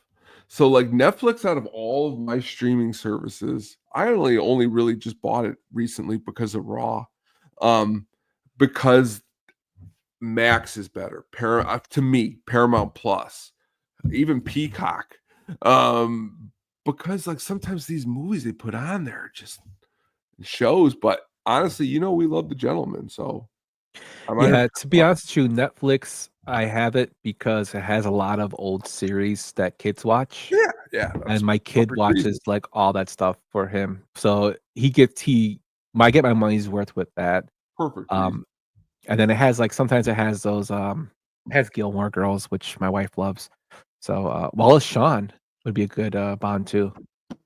Great Bond. So inconceivable. I love Wallace Shawn. But that is our show. We rambled on for 2 hours and 37 minutes. Michael Cotton, this is for you. He told me that what's he going to do for 2 hours when we didn't do a show last week when he was cleaning his house. So hopefully we did this long one for him. So when he cleans his house tomorrow, he can listen to us. So shout out to Cotton. Thank you everyone for tuning in, watching. Thank you, Sam. Everybody in the comments, Sam, Jenny, Caitlin, Brian S, and all the usuals. We love you guys. Gordo, get better, my man. And we will see you guys next week. Peace. Thanks for listening to the At The Show podcast, a Sadistic Penguin Studios production. Game over, man. It's game over. What the fuck are we gonna do now? What are we gonna do? Maybe we could build a fire, sing a couple of songs, huh? Why don't we try that?